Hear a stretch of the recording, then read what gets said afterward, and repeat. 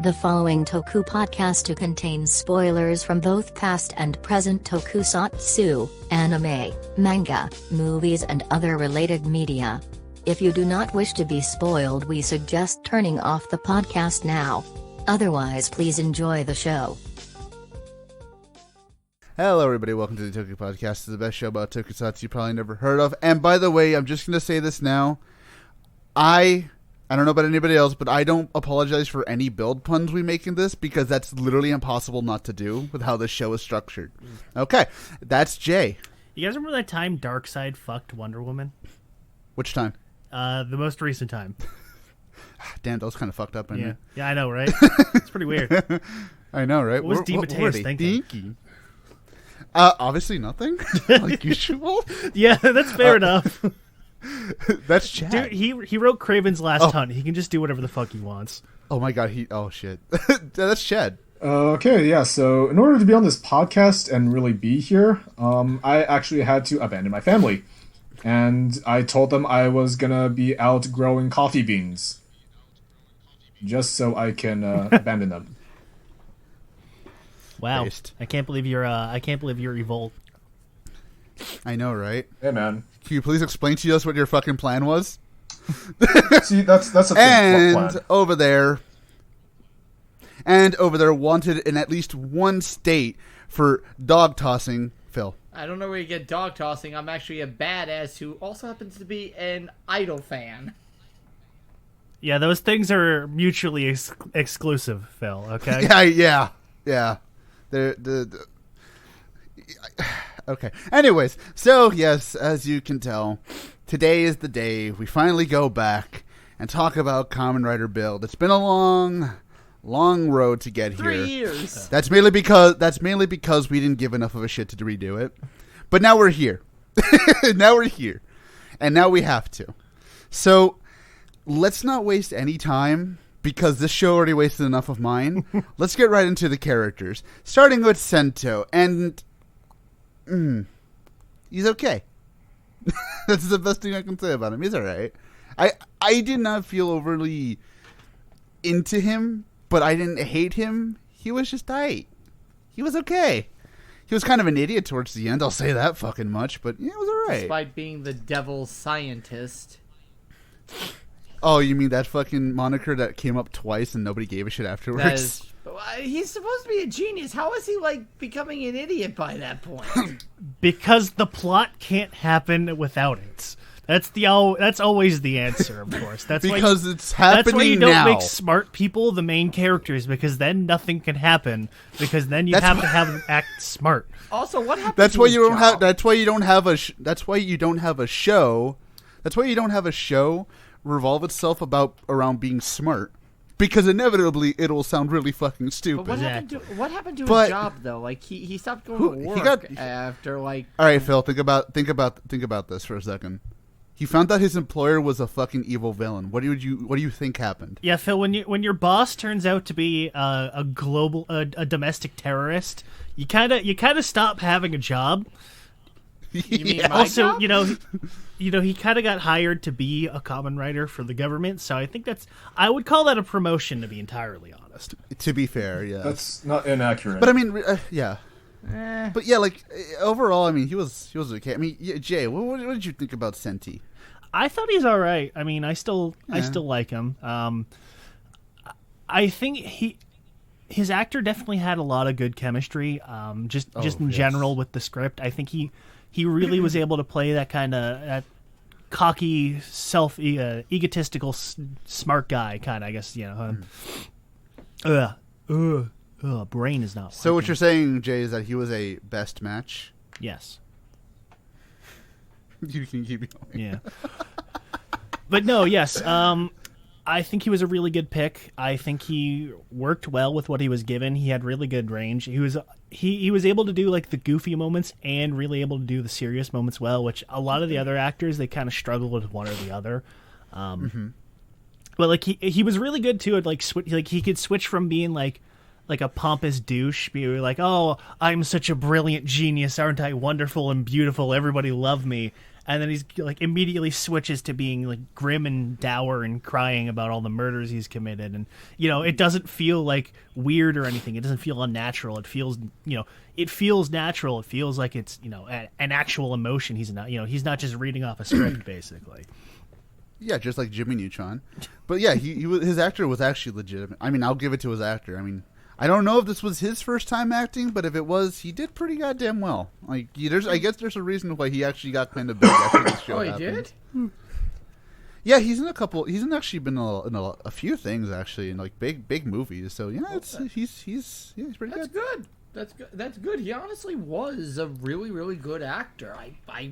It's especially when he's able to play like he gets possessed by Evolt. I love it when he gets possessed. Well, I like it when he's his normal self, but honestly, Jay said it best. He's got so much range. Like, he goes from Sato Taro, the loud, obnoxious band kid, to the brilliant, egotistical Sento Kiru, and I mean, Katsuragi was all right. I mean, Katsuragi's basically just a socially awkward scientist, but he did good.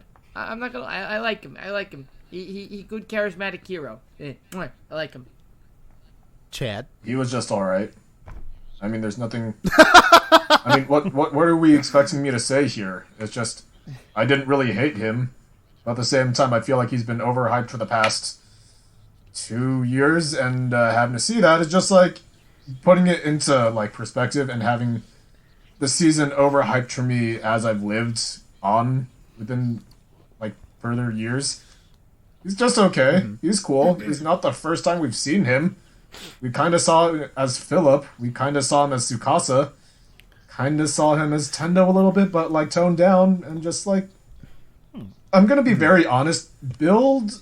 The reason why a lot of people I think like Build is because Build...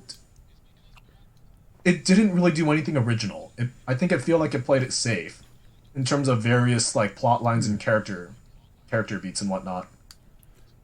For the most part, I would agree with you. Yeah, while I wouldn't necessarily play it safe in the sense that it didn't take any drastic moves. I think showing on-screen child murder, being people getting gunned down by robots, is taking some risks. But in the sense that it doesn't do anything that Kamen Rider hasn't already done, yes, I would definitely agree there. Which also contributes. I mean, granted, I don't think Sento's not even like top 10 writers out of Heisei. No, that's not even close. But Like, I mean, I yeah. do like him.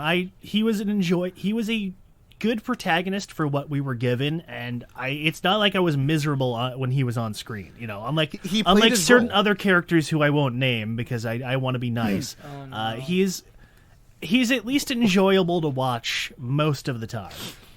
Like I said, like he played his role. Yeah. He did what he had to. Like if I'm gonna he be didn't go honest, above. though, He didn't do it. Yeah. like if I'm gonna be honest, like pretty much Sento can easily be summed up as Heisei's Hongo Takeshi, kind of. Not with all the martial arts and whatnot, but just basically like the way builds up the characters, and especially Sento and Banjo.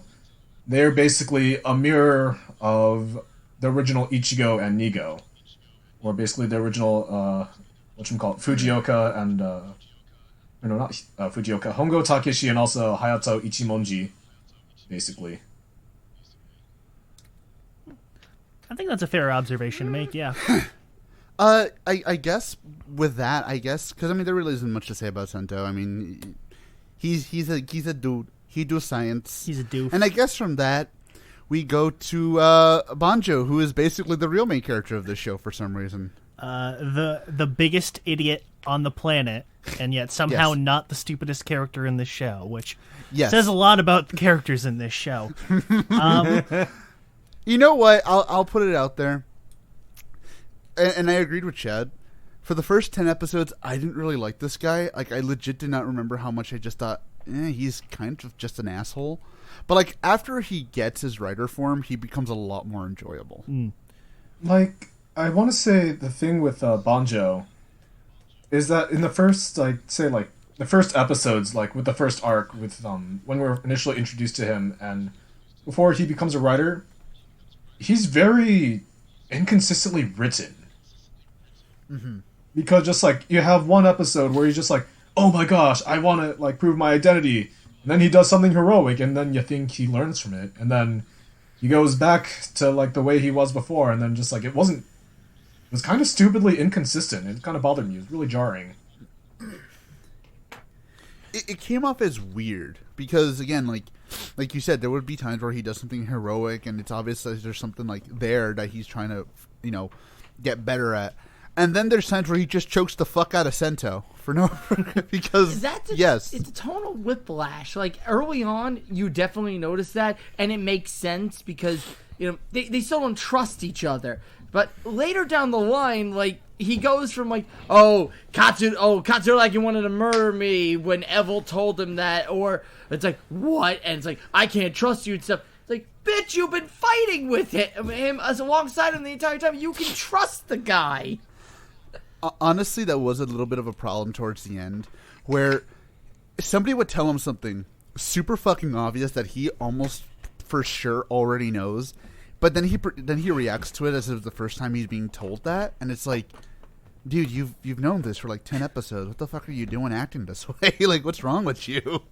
Like, come on, dude. Yeah, he's inconsistent early on, and to a degree, I don't necessarily like hate him personality-wise. No. His personality makes sense early on, where he just escaped being injected full of super-duper alien fart gas, and after being stuck in jail for a murder he didn't commit for God knows how long.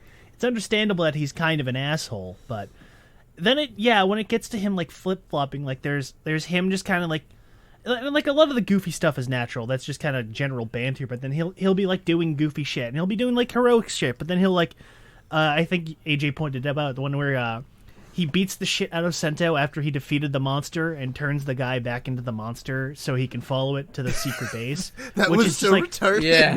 What the fuck were you smoking? What were you thinking, man? Come on. We know what he was smoking. Nebula gas. That's true. Duh. Yeah, and it's understandable to a degree, but then it reaches a point where it's just it starts to become just hard to watch, and thankfully it ends relatively quick, and he becomes a fairly decent character overall. I mean, I will say it again. I said it in the Amazons episode, and I'll say it again.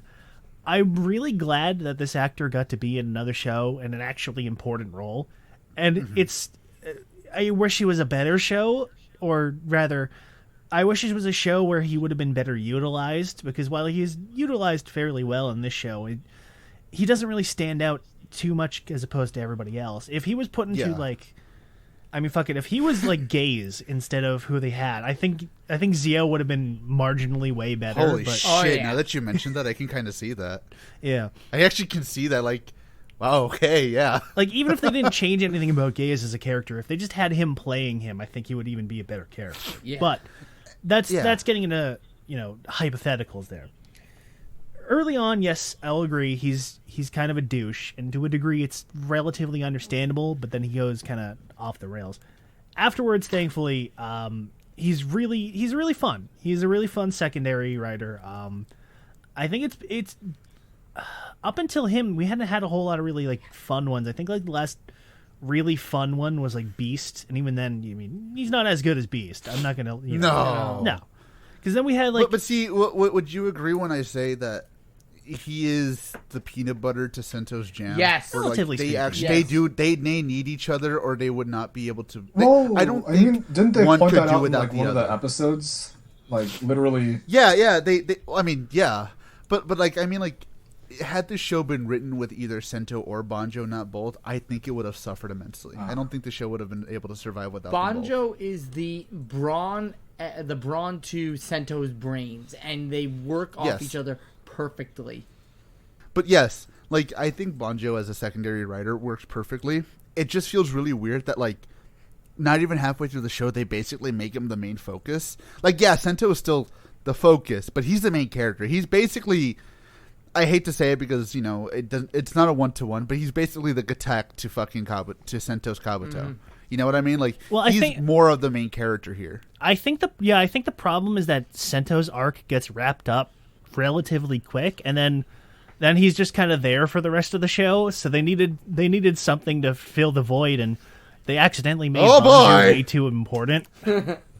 Oh boy, did they fill the void. Oh boy, yes they fucking did. Yeah. Yep. So before that, let's finish up with the other writers, because the writers are the most important ones. And let's talk about, God damn it, give this guy a fucking show already. My boy Otoya, Kamen Rider Grease. I think he's a little Give too this old for fucker it, but I'd fucking be down. Give No, he is Kazumi not, a Jay. show, or hell, Make him Shin Black, or make him Black Sun. yeah. Yeah.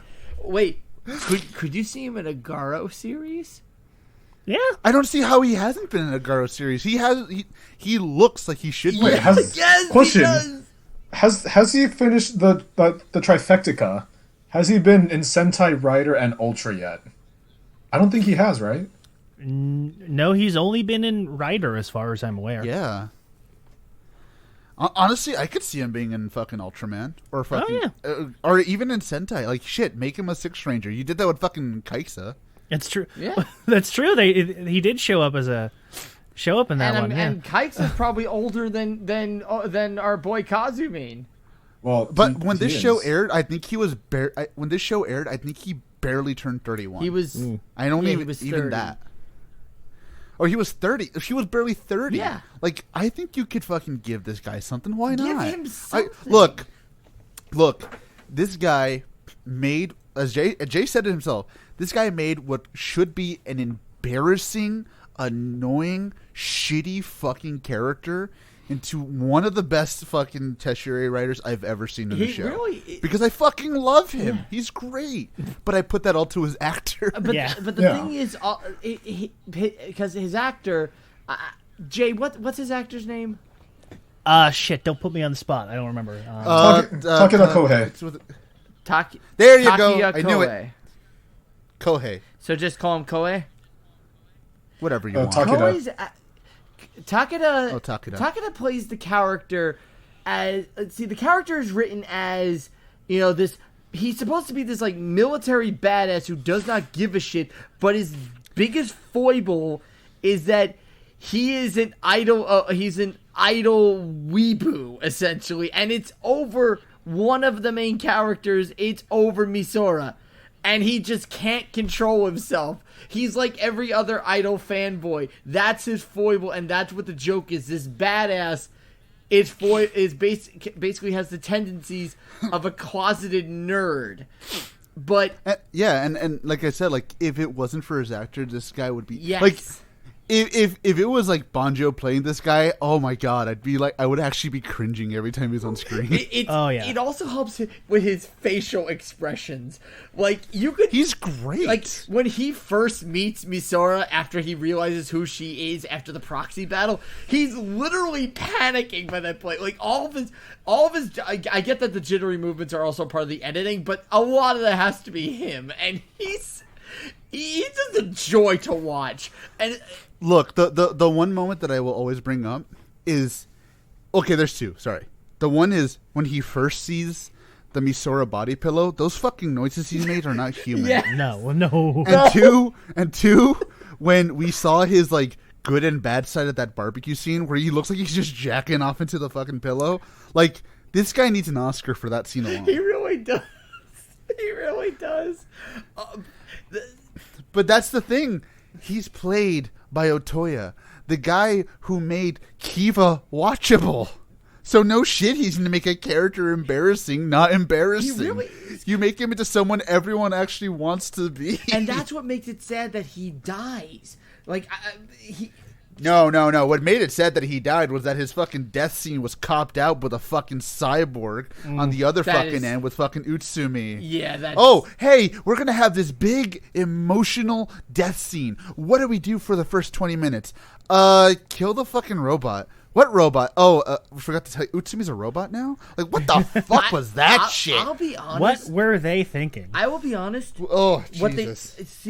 I'll say this now.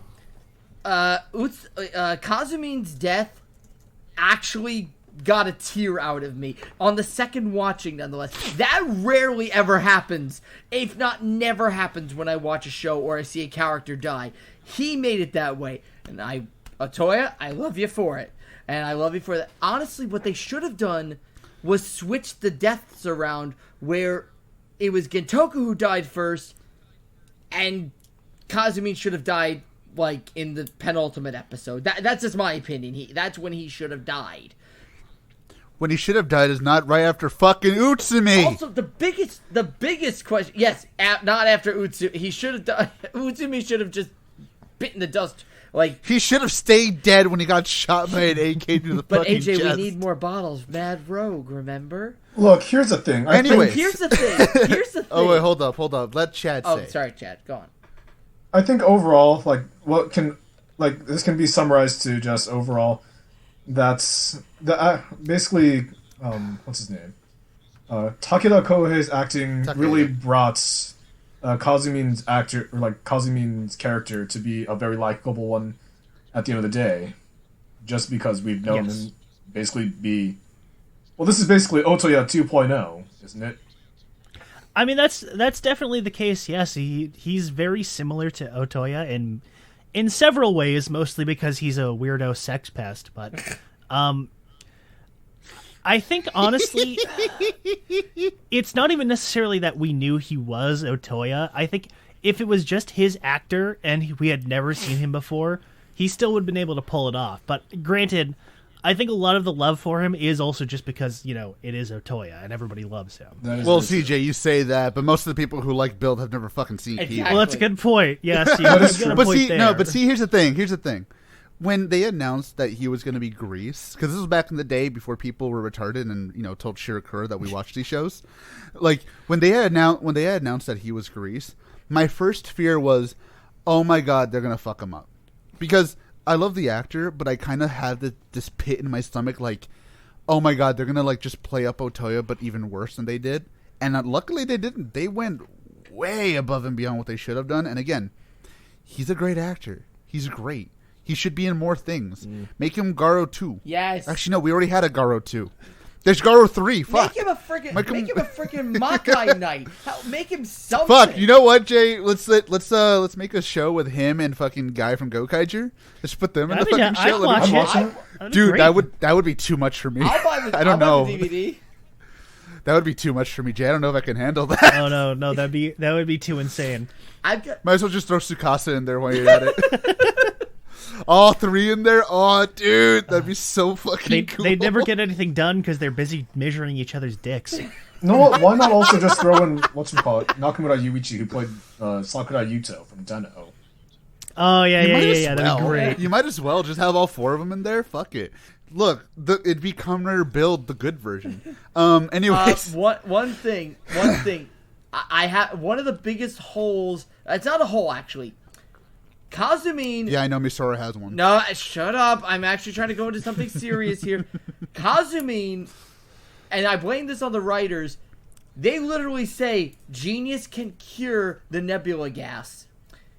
What? But they hold it off. Kazumi saying, "I will. Don't worry, I will rely on you for that one."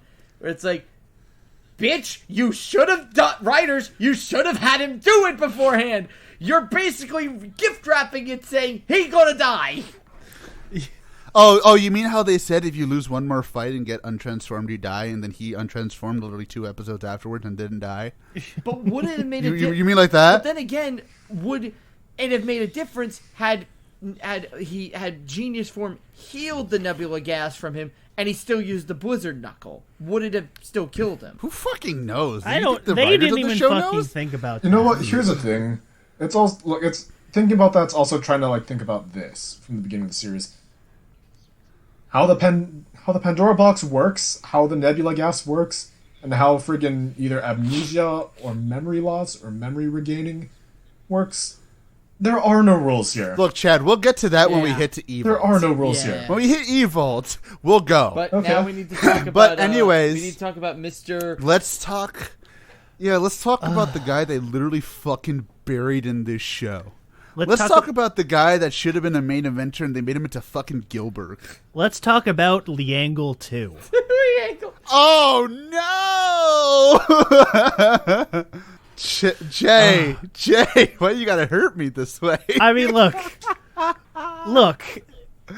You know I'm right, okay? You know I'm right. Mutsuki was way more likable towards the end. But yes, let's talk about Gentoku.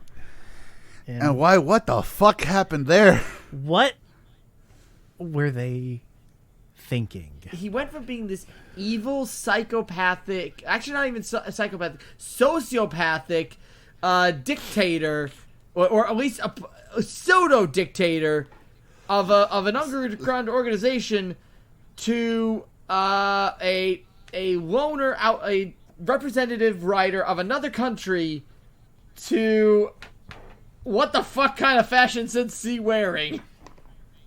All right. So, anyways, let's talk about Gentoku and everything that happened with him. You know, at first I actually thought he was actually a pretty interesting character in the sense that, hey, we have this really sleazy politician type dude who's gonna get taken down. Like, that's interesting. Because, like, at the beginning, he was just a regular-ass villain, but at least he had something to him that was actually like, okay, he's a villain, but he's obviously, like, super mega evil, you know what I mean? Like, I kind of like that. That's right, he did, in fact, try to coerce sex from Sawa in the very first episode. I would have. And then they did, and then they weirdly ended up in, like, a pseudo-relationship in the end of the show, which I don't know what the fuck they were thinking. I mean, have you Look, seen Jay, Sawa? She's gorgeous. I mean, no, yeah, but... no, I'm talking about Gentoku. Have you seen that mustache? That's like... You can hold on to that thing. That's like a... Dracula-looking motherfucker. No, to be honest, you know what? He can at least rock the mustache. He can rock the beard. Oh, he can. I mean, yeah, he looks can. good. He's well, got, like, I mean, the Tom Selleck, almost Tom Selleck look to it. I would not compare him to Tom Selleck. No, that is nowhere. I'd rather go with the Dracula comparison. Wait, Dracula, but like yeah, Gary Oldman's Dracula? No, not that Dracula. Oh, Castlevania. Yeah, I can see it. I can see it. He's got the ass hair like from like Gary Oldman. Yeah. But yeah, like I liked it. I liked his character up to that point. But then we get to the middle of the show, and I'm still vindicated. To anyone who ever tells me that it was the Pandora's box that changed him, because fuck you, Stalk threw that right out the goddamn window, and I'm so happy they did. I forgot about that line, and goddamn it, I'm happy I found it, because they basically took a character that had a ready-made redemption arc, and they kind of just said, we're too lazy to do that. It doesn't matter. We need it's all right. we need meme money. We need meme material. Yeah. See, what really pisses me off is that, like, okay, when Gentoku's dad dies, right? He had finally come to that point where, okay, I fucked up royally. I got my dad murdered. Like this and this, and I thought what would be a good idea would have this guy at the lowest of his low, after seeing how his power hungry nature got to him, and being able to build him up. Again, I can't escape those puns, but be able to build him up into an actual hero, Kazumi said he was in that little flashback at the barbecue, like to build him up to that. But no, it's like literally, and I remember because I screenshotted my reaction from the first time I saw this. It's literally one episode to the next, bang boom. Oh, he's meme shirt man now. Everything that you built up for him is gone. And you know what is more insulting though? When they try to make it seem like he's still that same character in a few scenes, I'm like, shut the fuck up. You didn't earn any of this. No. And I think the worst part too is that, like, there is no precedence for him acting like that. Even in the stuff that we see before he becomes Rogue, before any of the shit in the show happens, he's not at all like that, is the problem. And I went through every single goddamn thing that I could that was set before the events of the show and before he became Rogue and before all that shit happened to see if there was anything that could have possibly set it up. And there was exactly one thing that sets up him being goofy like that, and that was the fucking Henshin tutorial video on YouTube, which shouldn't even be considered canon because it's a fucking YouTube video. Exactly. Yeah. And again, it's like I said, it's from one to the other. And it's more insulting the fact that they even try to give this guy dramatic scenes. Like, again, that flashback with him and Kazumi. They're trying to give this guy... It's like, dude, did you not see that you were wearing a fucking pink see-through rain suit with a Michael Jackson wanking glove? What the fuck are you on about? Trying to make me think this guy's a serious character. Apparently... And then his fucking death scene is like, eat my ass. Apparently, I think you have to watch the Prime Rogue Hyper video where Misora takes him out for a different wardrobe. Now, I'm glad that they only stuck with the wacky wardrobe for like 2 episodes, and they toned it back with a more casual look. Now, granted, I didn't find the T-shirt thing funny because it got kind of old at times. It got a chuckle out of me here or there. I thought it was unique. It wasn't funny, but it wasn't unique either. There's a couple of moments where it is funny, but the problem is that, like, they keep trying to do it when it should be a serious moment. Like, yes. there's when they get to the big lineup shot and they're about to fight Evolt for the final the first of many final battles, and he walks up and he's got the shirt that's like, I'm with them, and he's on the wrong side, and like, all right, if this wasn't like a big climactic finale scene, that would have been funny, but no, it's in the middle of the fucking final boss fight. We shouldn't be having wacky T-shirt shenanigans. I still thought it was hilarious. Actually, it's funny. I have this paper here. It's actually a script from that episode. It says co-written by a Mr. Joss Whedon. Oh, that explains it. I know. No wonder it was so shit. But I mean, like, there's other moments where, like, okay, that's funny. Like, where he's got the one that says yes or no, and he answers, like, it's like he opens it up to answer. It's like, no. Oh wait, I opened the wrong side. Yeah, like that's a good one. Like that's like okay, yeah. Like, but the whole gimmick itself is just flawed because, for starters, we're trying to do a wacky meme gimmick 8 episodes before the fucking show ends. So it comes out of nowhere. It has absolutely no time to be developed or grown. It does not feel organic in any way. There's no reason for him to be a wacky T-shirt man. It's like. It's almost like a joke about, oh, well, I'm a good guy. I need to have a new wardrobe that makes me look like a good guy. Even though they didn't do that for Kazumi, who's still wearing the same clothes that he started in because he's a fucking dirt poor farmer. But I mean, that's fine with him. But that's the problem is that, like, there is literally no reason for the gimmick. There is literally no reason to have him trying to find a new outfit because he was perfectly fine in his Dracula outfit.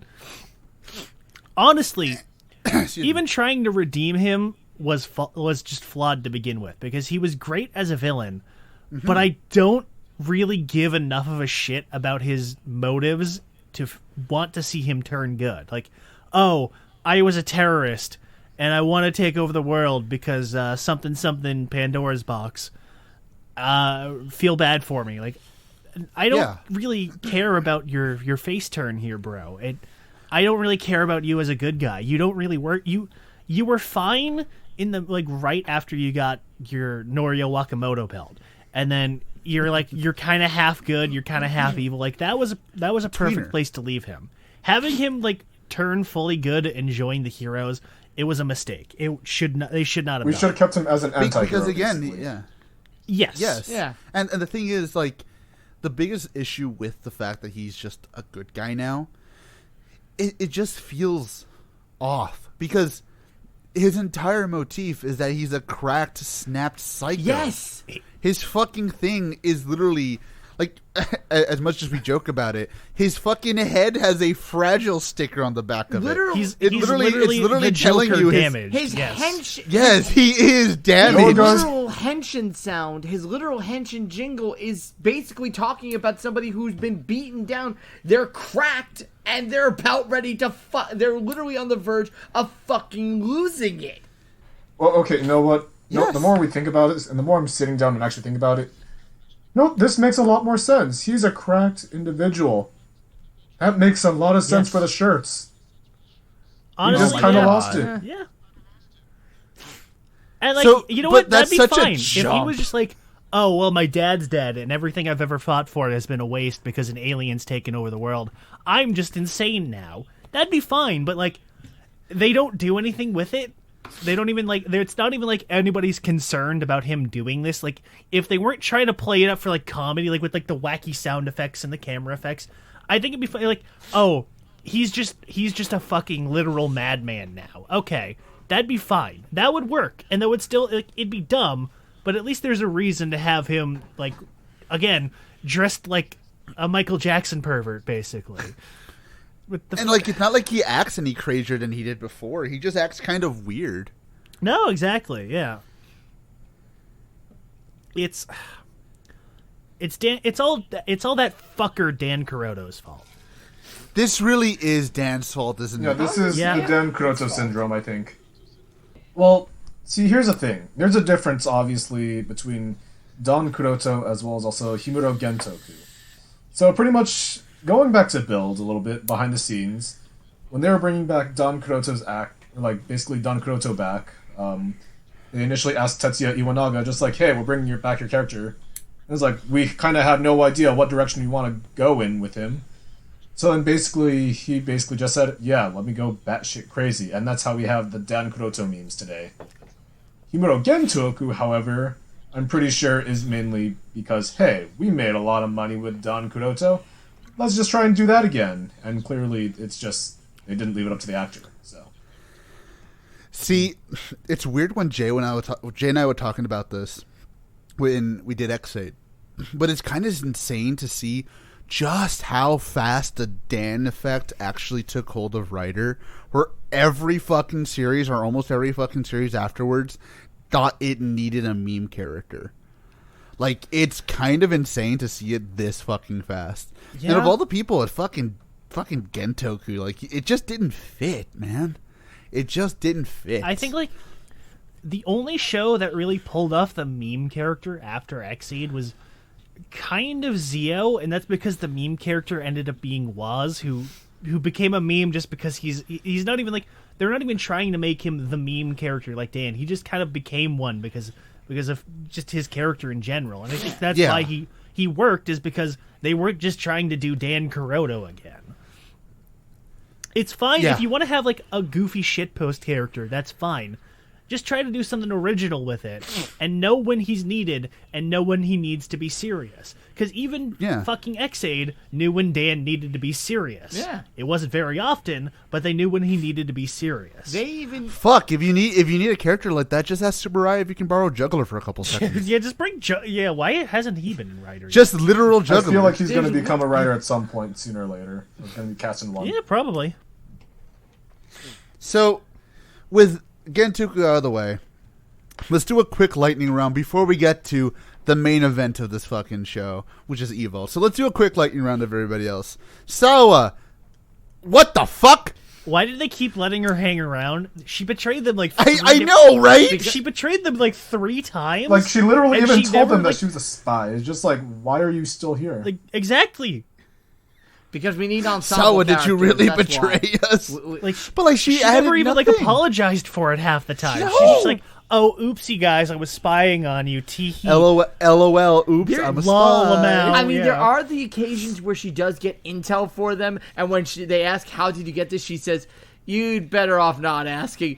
I always like. You mean the one time? No, it was like more like 4 times. They used. That was kind of like a running joke later in the show, where it's like, "How do you know this?" It's like, you don't want to know. Right. I'm assuming she either had some Dark World connections or she slept with somebody.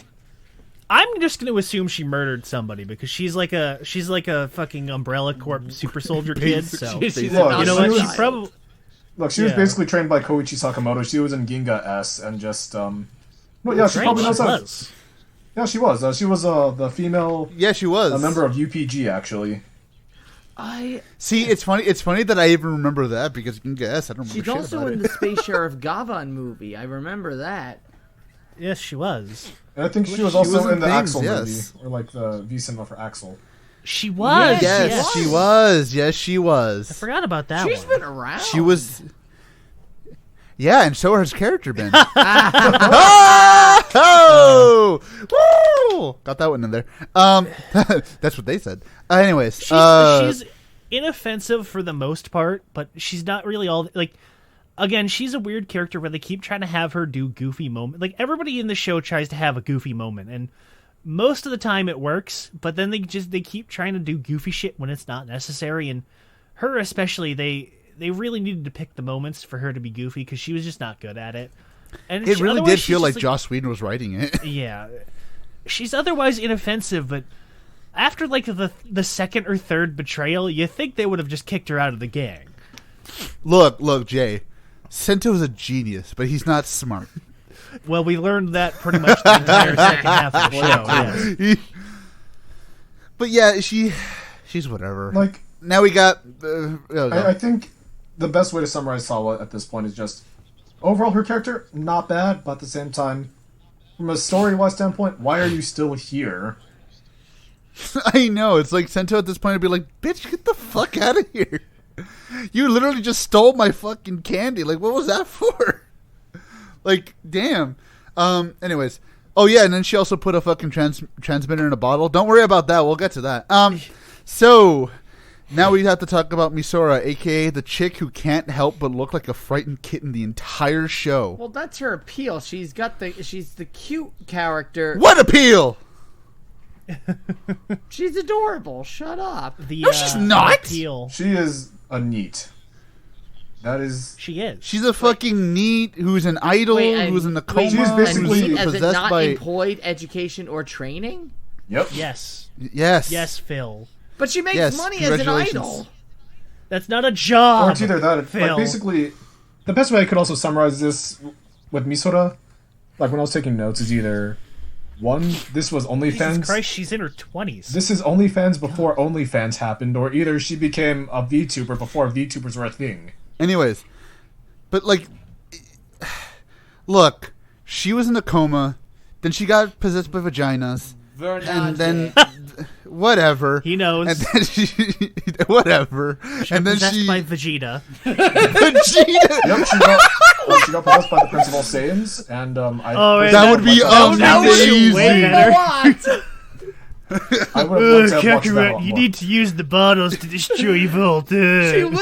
She literally Gallic gunned fucking Evolt and all of his little cronies. It's like, I'm gonna get you, Eva, faggot.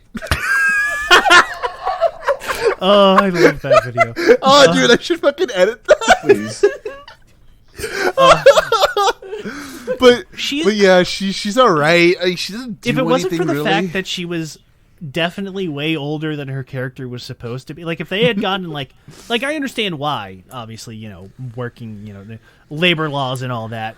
If they have to got an actress that was like at least 3 or 4 years younger, I don't think her character would have been as jarring. But because if she was very obviously not like a teenager, and she's supposed to kind of be like a teenage girl, it doesn't really. There's that kind of inherent jarringness with her character. That makes Kazumi's affection for her even creepier. But then again, I know that Japan is very different in that department.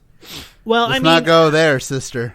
I'm not. I'm just saying. Go on, Jay. Well, Phil, his attraction is different because he's an idol fag, and they don't really want like physical affection. They just have emotional imbalances, and they need something to fill the void. And that void is a cute girl. Look, we idol fags are just like you, retarded, but we also have a lot of money. It's true. Like basically. Anyways, back to the way I could basically explain Kazumi and his relationship to Mitan is basically, wow, I actually didn't think I'd actually get this far. What do I do now? Right? Pretty much it. Yeah, but see, it's you weird. never 'cause, think like, you're gonna meet your idol, and then when you do, it's like, well, idol literally. First of all, yeah. You never think, oh, I actually get to do this. Oh, what am I gonna do? Shit. Yeah. Oh crap! I haven't thought of anything. Do I just whip it out?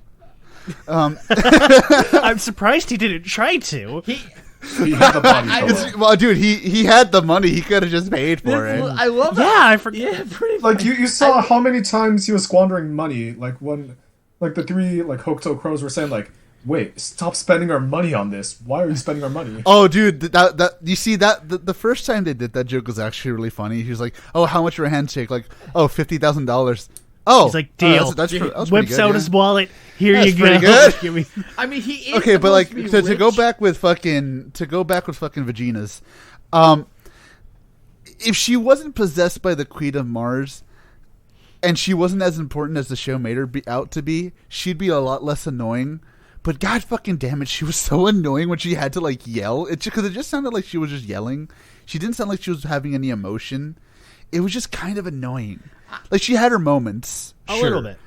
And again, I think a lot of that is because her actress, the age of her actress, and I think just there's that disconnect between okay, is Misora supposed to be in her 20s or is she supposed to be younger, and we just have because we see the flashback of like 6 or 7 years before the show, and she looks like she's 8 or 9.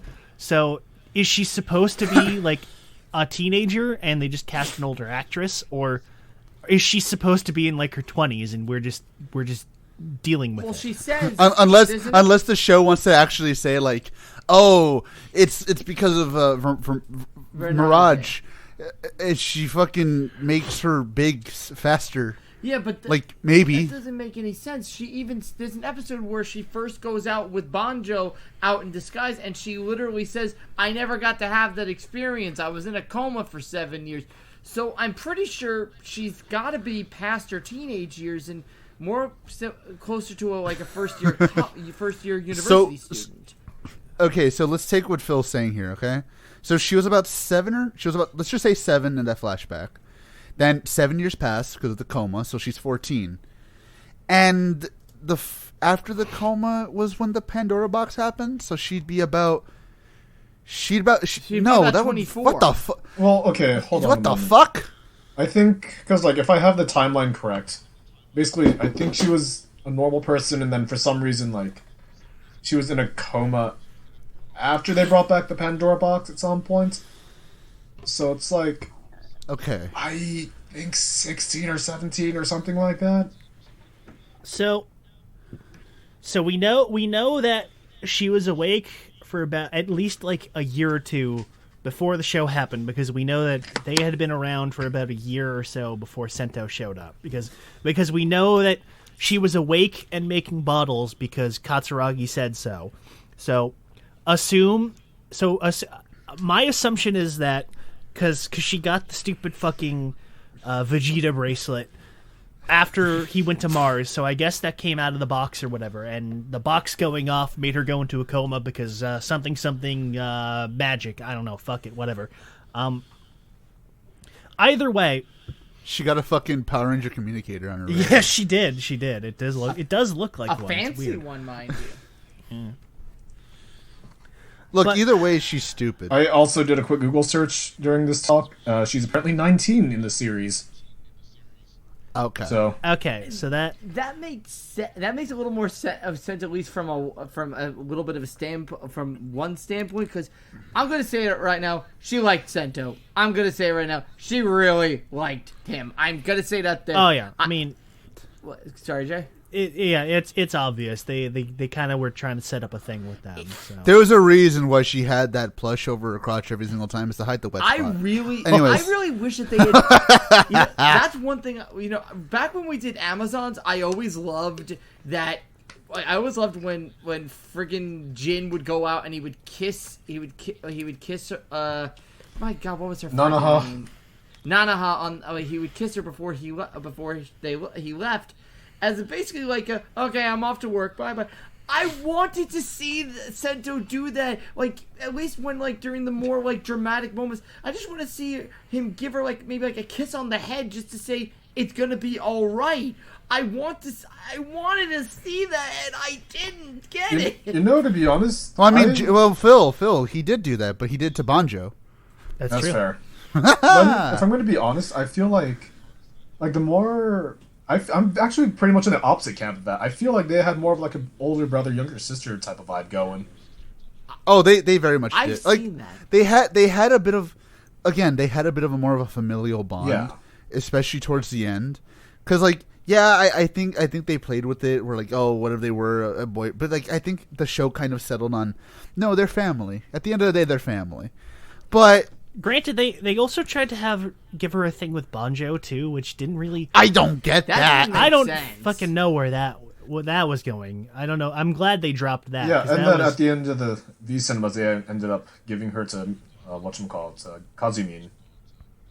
Okay, well, you know what? He earned that. He did earn so that. That's fair. Yeah, he did. He did. Really? Yep. Yeah. I mean, Look, Chad. Did you see what this guy put himself through? He needs. Yeah, something. he needed There you something. go. Anyways. You know what? He deserved it. Anyways, let's wrap up the last remaining characters. Utsumi. Oh wait, you want to what go the with fuck Utsumi? were they Yeah. thinking? No, but Jay, it was foreshadowed because Sento said he was a robot. Oh yeah, Sento one fucking time outside of the recaps calls him a cyborg because he's an emotional dick. Oh, that means he's gonna actually be a cyborg at the end of the show. Jay, look. When I saw that again, for the first, when I saw it the first time, I was mad because it was so fucking stupid. When I saw it the second time, I did a Rich Evans laugh so fucking loud that I woke everyone in the fucking house because Brilliant. that's how stupid it was. Because holy shit, what the fuck was that, man? Who in the fucking writing team was like, make him a robot? What? Just make him a robot. They kept that joke going for no real reason because it wasn't funny the first time. And it's just like it never popped up again in the show other than in the recaps. So there was literally no reason for them to actually do it other than, oh haha, you remember that joke we made once? That's it. That's it. What if There's it your was payoff. real? Yeah. Yeah, basically. And that's another thing too is Saw was like, wait, that was real? It's like, bitch, what are you talking about? Nobody ever told you that. What are you, crazy? Not only that, not only that, but Sour. Well, no. Here's the thing: he was turned into a cyborg after the fact, so I get that. But still, you work for Nanba. You don't think anybody would tell you, "Oh yeah, one of your buddies got turned into a fucking robot." You don't think that would have, come up in casual conversation with your fucking adopted brother? You don't think he ever at all mentioned, "Oh yeah, by the way, I'm a cyborg." You never asked him how you came back to life after getting shot in the chest with an assault rifle several And times. then fall off the then fucking falling, bridge. 30 feet into the rocky river. No, Head yeah. first. Just never bothered to ask. No, shut up. Shut up, Jay. I will. Another thing too is when he went full villain, and they gave him a rider belt, which That's a whole other thing. Why? What were you? First of all, you give him the belt, the super duper MacGuffin belt that only one exists of, that the main villain's entire plan hinges around, and then you just give him another one. No, Jay, let's not forget. Not only did Evolt just pull that out of his ass, he also apparently knows how this thing works so fucking well, he was able to tune it to a human. that's impossible. Which, Just remember that. ignoring all of that, the thing that only one of should exist, you now suddenly have a second one. He literally But asked, he literally asks, "Hey, by the way, where did you get the second one? I thought you said only one existed." And Evolt tells him to fuck off. And that's it. It's just there's another one, fuck you. Literally, he basically is like, don't worry about it. See, It's like, I am very much capable. Please tell me. no, I see, wanna here's the know. thing. This is literally an example of an ass pull. He pulled it out of his ass. Moving on. Literally. pretty much. So who are the rest of the characters we got Nanba. before we hit Evolto? Oh, you mean that insequential fucking Illuminati bullshit? I'm glad they gave Mr. Titan another role, but boy, he the was fuck wasted in the cares? show. Oh boy, Nanba, there's a secret organization. I wonder if that's going I- to play into They're anything. not No, even it's a just secret Evolt. organization. They're fucking arms manufacturer. It's just like you said, they're umbrella. Yeah. They are Umbrella. So they don't matter. Moving on. Who else do we got before we hit We Evolt? got the They're the Hell Bros, who are barely no, characters. the Crow brothers, the Crow trio. No, that's the Crow oh, Trio. the Hell brothers. Insignificant. Dude, the Hell Brothers, we saw them back in Kabuto, okay? These were the We already Hellbenders saw Cooler that Hell worse. Bros. Dude, could you imagine being the worst version of fucking Punch Hopper and Kick Hopper? I hated. Can Punch you Hopper. imagine right? that? How do you do that and Ima- somehow not shoot yourself? Man, we didn't know how good we had it. I know, right? It's like, can we just bring back fucking Nexus 2 with its fucking shingles and shit? I would love that. Yeah, see, here's the thing. Actually, to be fair, if he came back with Nexus 2, I'd laugh my ass The off. only reason we got the Hell Brothers was because we needed an excuse to sell they needed an excuse to sell the Nebula gun again, and they also had the Bikaiser shoot around. They just painted it and gave it a new sound. Yeah, they fucking repainted the movie villain for Yep. the show, which has not been the first time that's happened, unfortunately, but that doesn't make it any less lazy. They did when you acknowledge do it. This is true. They did acknowledge. Sento did acknowledge it in the show. He did remember Bikaiser. You know what? You know what? I'll at least give them that in the fact that they did, in fact, acknowledge that, yes, he is a recolor of the movie villain, which is better than what Ghost, X-Aid, I think Zeo did it. I can't remember. Did 01 do it? No, 01's movie was technically after the show ended anyway, so they didn't do it. Yeah. Saber's movie I don't think ever came out. Well, no, Saber's movie was a big dumb crossover, so that doesn't count. Well, okay, technically Saber's movie was a movie, 30-minute actually, thing with, Saber movie. with Falchion, and no, it's like, and apparently they Yeah. tried making that canon. Oh, that's right. Well, no, Yeah, they just threw put him into fucking the show. They didn't even Falchion bother into the retooling Yeah. it. show. Even Dark Ghost. Yes, that's what he just said. Yes, Um, they did it. Oh no, that's right. Ghost did it twice. That's right. Yep. Imagine doing that. Imagine. So besides Baldy and not Baldy, That's basically there's nobody else everybody to of talk significance. about. So let's talk about Evil. What about the Crow Trio? Who the fuck I mean, cares? they basically all die within the span of like 4 episodes. So I mean, they don't really, Good. they're better off dead. They're Grease's hype men, basically, and they're fun while they're on screen, but they all get brutally murdered. And Yeah. granted, their deaths are all really well done and really impact the show. And there are a lot of really emotional moments too, but Yeah. they're also insignificant as characters. Like, if I'm gonna be so honest, I didn't. Sorry, Chad. You were saying. like, if I'm gonna be honest, like, the Crow Trio, they were cool while they lasted, but, like, really thinking about it and watching it a second time, like, you could see from the beginning that, yeah, one, they had all the red flags, like, painted, like, red targets and red flags, like, raised for them, and two, like, I guess the dealing of, like, the traumatic death, I guess, trope within Build, it was definitely done better. However, this isn't the first time we've seen it before. I mean, the last time I remember seeing it in memory is probably, again, Gaim, so, I mean, it's like, literally, Build is kind of doing things originally, but also kind of not. Maybe doing it a little better, but maybe not. I mean, yeah, it's basically just Heisei's death again. Yeah, except 3 times. I think it's done slightly better because in this case, slightly. Sento's the one who actually killed him, so there's actually reasons for him to feel bad Yeah. instead of Yeah. in Gaim when Kaido just fucking kind of stood there and watched him die and still felt bad about it because he didn't do anything because there was nothing he could do because Heisei was already dead. To but he was still be gonna fair, feel sad about it. To be fair, I was going to say the same thing. It is done a lot better here. It than is. in- Yeah. Like, I will admit, it is done better, but at the same time, it's like, the idea, though, it's still kind of unoriginal. It's like, for... No, exactly. sure. Well, as I said, now we have to talk about the guy who fucks this show up so damn hard. The coffee-making, Mars-loving piece of shit, Evolt. Man, Oh my god. if you told what the me fuck? at episode like 3 that he was going to be the final boss, I wouldn't have believed you. But he was the final boss of the show. And boy, oh boy, what the fuck happened with this character? Where did this character go?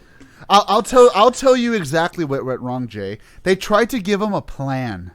It's true. And because of that, they gave us. It's basically like this. Oh, you guys didn't like the plan we gave you in X8? You thought it was too simplistic? Let's do the exact opposite, where there are so many fucking variables, so many different ways that can go wrong. And not only that, but let's also keep changing up how exactly this is go wrong just to piss you off. That is Evolt. I think Fucking Light Yagami would tell you to calm down, Evolt. Yo, Light Yagami You know what? would be slapping this motherfucker up the I'll head. tell you this. It's weird. He was better as Stark I'm gonna say Stark because I can't pronounce. I don't like. To be fair, Stark sounds cooler. Stark does sound cooler. I agree on that one. I do agree on that one. He was better as Stark than he was as Evolt. I'm not gonna lie. I said it. I kind of said it before I finished the show. The moment Evolt decides to do things is when the show just decides to go, oh. And we're done. We're just going to fucking ride the rails for the next 15 episodes, guys. No, we're off the rails, dude. We're jumping sharks. You know what? Yeah, I think Build does in fact jump the shark once Evolt shows up. No, Bill jumped the shark. It doesn't quite. No, Bill jumped the shark when Vernage appeared. That is true. I think because the moment she comes in is the moment all the alien stuff just decides to happen, and it's like, what the fuck? Yeah. Again, see, I'm not. Look, I don't hate the alien stuff. It's excuse me. It's the fact that like it kind of just comes in all at once. I think you know what, you have a point in that once they decide, oh, we're gonna have aliens. Not that we didn't all already know that the show was gonna have aliens in it. I mean, as I said earlier. You don't do a show about ancient alien artifacts and not have actual aliens show up. That's ridiculous. I think you have a point, though, that once she shows up, there's just no pretense anymore, and then that's when all of it happens. That's when we get, the super secret destruction of Mars, and then we have Evolt, and we have this, and we have the powers, and we have black holes, and we have, we have all this other shit. We have other aliens showing up, too. You know what a perfect, like, image for someone is? Imagine going to a place where you have to dump a bucket of water on yourself, and you're just slowly pulling that string, and a little bit of water comes down, and as soon as Vernage comes in, you pull that fucker as hard as you can, and the whole bucket full of water falls on your head. That's kind of what it's like. But no, I wouldn't necessarily say the show jumps the shark, because there being an ancient alien ghost still isn't quite the most bizarre thing that had happened yet. But once Evolt gets his belt is when the show goes full into Wacky Town, and that's around when the show jumps the shark. So can we talk about how the fact that Evolt should have lost? No, Evolt should have won about 5 motherfucking times in this show, and that was before he became Evolt Final. Can we talk about that? If he had just not did anything half the time, he would have won way sooner than he did. You know, if I'm gonna be honest, it's like basically every single time we see him, it's like, oh yeah, X thing was part of my plan, or all according to Keikaku, or basically everything apparently Keikaku Dori. Keikaku Dori. Oh man, listen, I know that's like a normal saying, but when he actually said that in the show, I could not help but stop laughing. I laughed so hard because everybody had been memeing up the fact that he'd just been doing like the ridiculous chess master tier bullshit, and when he finally does it, I lost it. I couldn't control myself anymore. What does Keikaku Dori mean? All according to plan. It literally means all according to plan. Oh. It's a meme. It's okay. So let me give you the quick version, Phil. Oh boy, it's a meme because Death Note got so absolutely butt-fuck insane with the chessmaster bullshit that it did that without going to spoiling Death Note, because it's old enough where you should know it already. I know the ending of Death Note. Light Yagami's entire plan involved, among other things, giving himself amnesia and then joining the villains as one of their own members. And that was all part of his fucking plan. And so at the end, when he gets his memories back, it's like, everything went according to plan. And it's the most ridiculous bullshit imaginable. And that is what Evolt is. I'm about to, if I'm going to be honest, it's so how much of it was actually according to plan versus how much of this is just you improvising?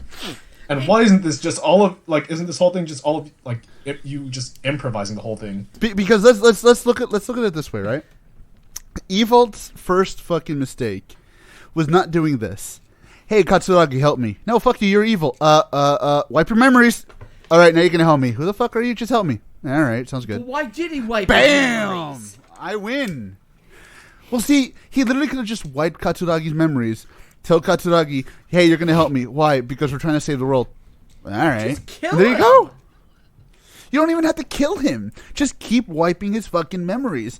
Or, hey, guess what? You need Banjo to be at a certain hazard level? Hey, Banjo, I see you need some money for your girlfriend's super, super death illness.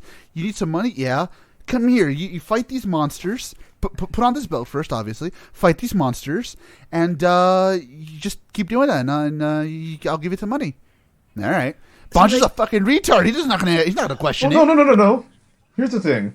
The reason why Banjo wouldn't do that, he already had to do that once. I'm gonna assume, like, Amazon Season 2 happened in the same universe.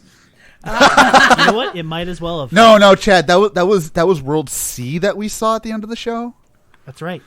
Build happened before Amazon Season 2. Oh, damn. No, but seriously, like, you just have to think about this for, like, this entire plan. Think about it for a second. None of it makes sense. Because, guess what? If Evolt can make bottles, because, by the way, Jay, they never said he couldn't. That you take that at face value. He can make bottles. And guess what? Banjo can make bottles, too. Because shut the fuck up. So, why does he need to do any of this? In fact, as I said before, why the fuck does he need to find his belt in his own fucking house? That is a good. What, did he lose it? What, did he lose it like he lost his wallet? What the fuck? I'm guessing it's Katsuragi hit it so well that he didn't. Or, no, wait. No, I misworded that wrong. I'm guessing Evolt had enough faith in Katsuragi to let him use the belt on his own without supervision. And then Katsuragi realized, oh shit, this guy is gonna, like, take over the world and stuff. Dad, what the hell did you do? And but Evolt never gave the belt to Katsuragi. He gave it to Katsuragi's dad. Katsuragi's dad gave it back to him after he fixed it. So, no matter how you look at it, he lost his own fucking MacGuffin in his fucking house. How the fuck does that happen? It is kind of weird that he doesn't think that. Here's the problem, is that they established the reason for why Stock goes through all of the shit about pretending to be the wacky coffee dad and having Sento become a hero to fight his own monsters is because he needs his daughter to purify the bottles, and she stopped purifying the bottles because she knew they were being used for evil. Okay, fine. But then we give Evolt the ability to just create new bottles out of his ass, and everybody else can do it. And apparently the guys at fucking Toto can do it, and the guys from Hokuto can do it, and everybody can make their own fucking bottles. So why the fuck do we need her to purify the bottles? Why the fuck do we need her to do anything here? Yeah. Like literally, like I took notes as I was watching watching Build, at least up until like Renage started appearing. But I mean, basically, apparently, they even say like, oh yeah, just for some reason, like Hokuto and Sento also have bottles. So it's like, so wait, what happened during those 7 years was like, with what's your face being like in a coma and just Misora. Yeah, like Misora, right? And then it's like, what, did she do it while she was in a coma? And it's like, oh no, we just have them because we have them. There is no explanation. Stop questioning it. Be quiet. That's a good question. How did they get those bottles? Because it is only stated that just yeah, like there is no explanation. Misora's the only one that can basically purify the bottles. I mean, I can get the bottles. I can get them having the bottles because remember, Vernage actually explains, I made sure that they were purified and they were unpurified and gone before Evolt could basically, fully activate it. That's what caused it to be 10 years. You're forgetting, Phil. But see, you're forgetting, Phil. Here's what you're forgetting. Evolt can make his own. He doesn't need Misora. He doesn't need Viagra. He doesn't need any of this bullshit. He can make his own. But he can only make the ones that are the lost bottles. No, wait, that was he can make his own. The only thing that they apparently implied he can't make are the empty bottles, which, by the way, who the fuck made those then? Yeah, also, who made his bottles? Who made the Evo bottles? I get the rabbit and the dragon, but who made? Like, no matter how you slice it, everything about the show kind of falls apart the moment Evolt decides to do anything. Because you just think about it for a second. All right, he can make his own bottles. What does he need Misora for? What does he need this whole plan for? He has his belt fixed. Why does he need someone to find it for him? Unless he's really that fucking stupid. And I told Jay, the only way this could ever make sense, and they never said this in the show, so I'm not going to count it for it. The only way this could ever make sense is if Soichi, for like a fraction of a fucking second, was able to take over his body and hide it before Evolt could find it. Which, by the way, he would have needed a lot more because of how deep it was fucking hiding in that fucking chamber. Which, by the way, did Evolt even know that giant microwave could make bottles? I guess. Maybe. Because, I mean, he fucking built a secret base on top of it. Was he just trying to make a fucking cup of ramen? He was just like, oh, this makes bottles. What the fuck? Yeah. Oh, I guess. I mean, it's got a microwave door in there, so you know what? That's a reasonable assumption. I've just been using it to make ramen this whole time. What the fuck? I was wondering why this tasted like gorilla. I always wonder why there were diamonds in my ramen. Wow, I didn't know I had rabbit-flavored ramen. Oh, that actually sounds pretty good. Shit. But see, that's the thing. Like, no matter how you slice it, all of this doesn't make sense. And we're not even getting into half of the specifics that the show gives. I guarantee you, if we tried to get into even half of it, this podcast could be about 4 hours long. Because of how many times Evolt just does something, and they never explain it. Like, oh, guess what? He can teleport now. He can fly now. They fly now? They fly now. They fly now. He can literally change not only someone's appearance, but their entire physical body. Like, what the fuck? He can also, when he gets to his his true final form, which I'm getting out of the way, that form does not make any sense. It is ugly. He can literally warp to another planet and destroy it from there and return to where he once was. How? He can also turn invisible and shapeshift, and there was that time he was able to make giant CG snakes, which he just kind of spontaneously lost, which might have just been a thing from the steam gun, but I don't know. Okay, no, to be honest, fun fact, it also could have just been the fact that he also ran out of CG budget for the Venosnake. Like the Venosnaker? Venosnaker? Yeah, like literally. I fucking love that, yeah. Like literally just like, look, but he's just like, oh, I could just, oh, this is a cool thing I can pull out of my ass. It's like, oh, JK, I actually can't do that anymore because I don't have the budget. It costs how much? Okay. We ran out. Shit. Sorry, sir, think about it. Budget. Like think about it this way. How many times can you count, now that you know that he can erase memories, manipulate people, change people's entire physiologies, make a new belt out of fucking nowhere, and split his DNA and make people out of it? How many times could this guy have just won if he had just fucking killed the heroes? And again, even if he didn't want to turn fucking Sento into Sento from Katsuragi, the dad was doing it for him.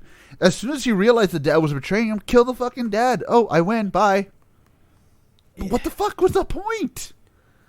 I have absolutely no idea.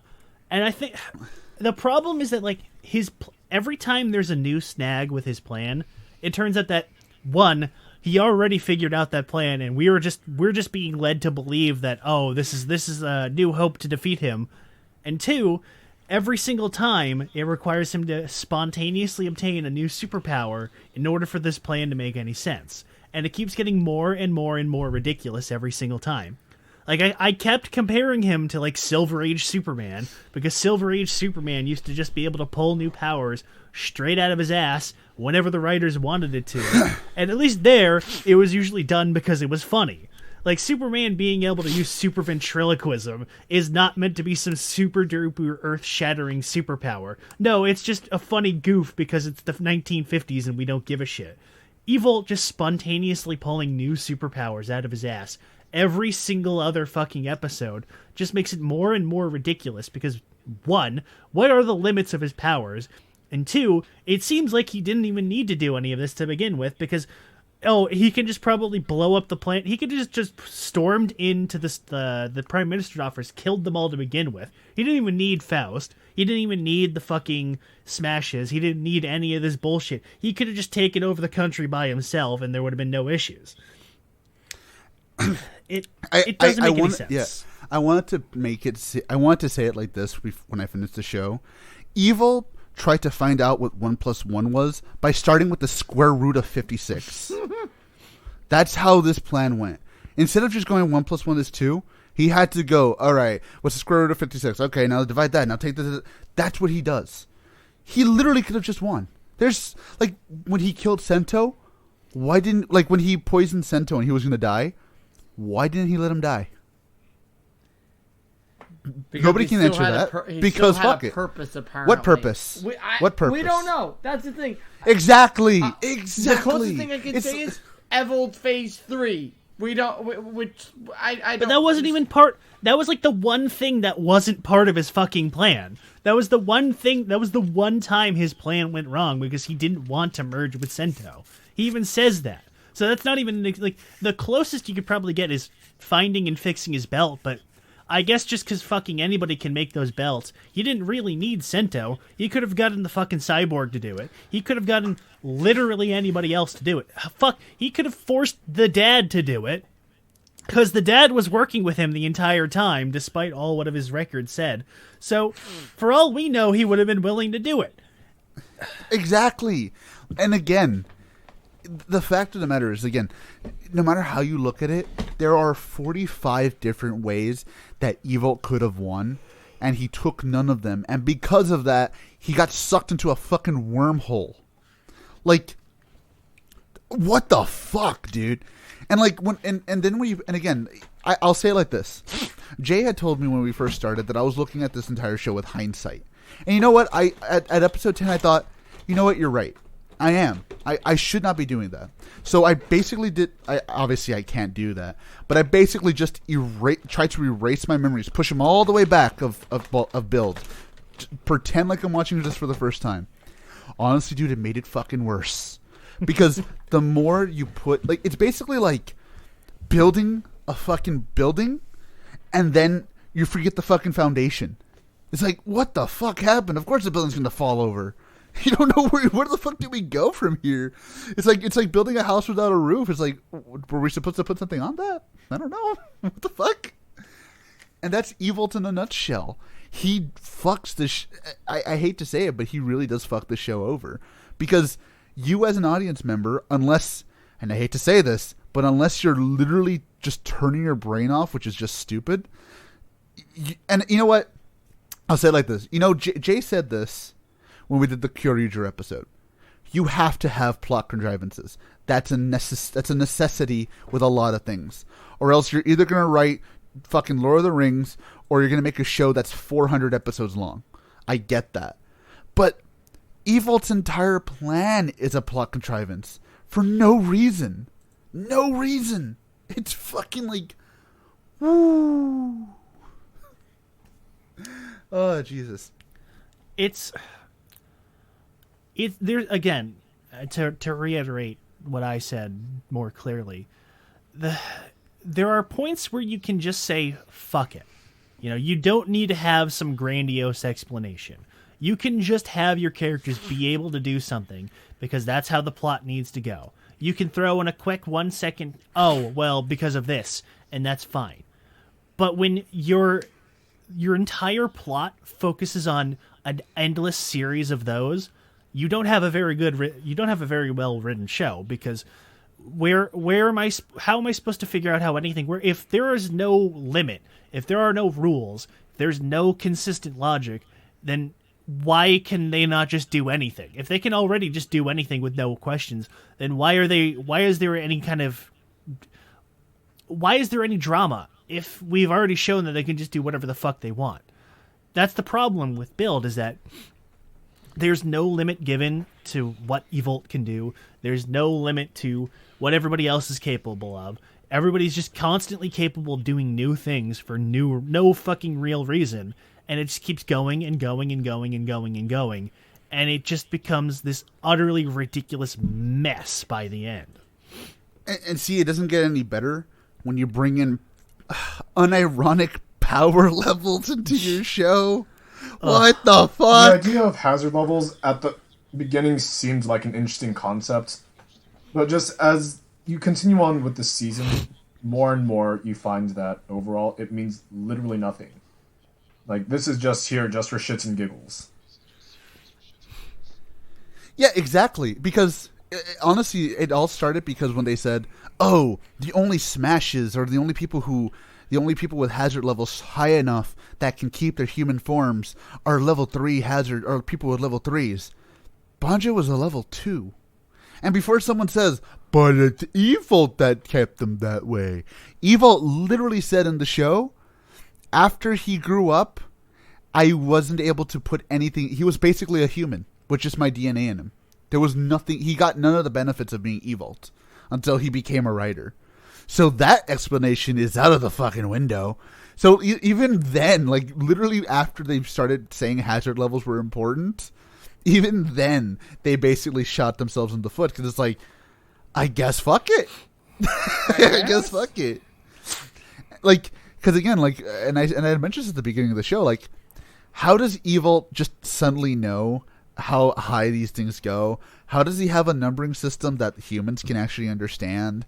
Where did the numbering system even come from?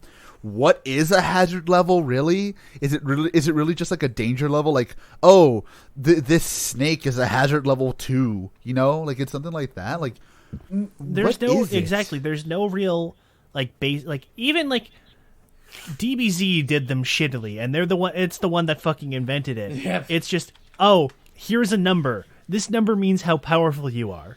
Oh, the number doesn't actually matter because the characters can just overcome it, or they have more powerful abilities because something, whatever.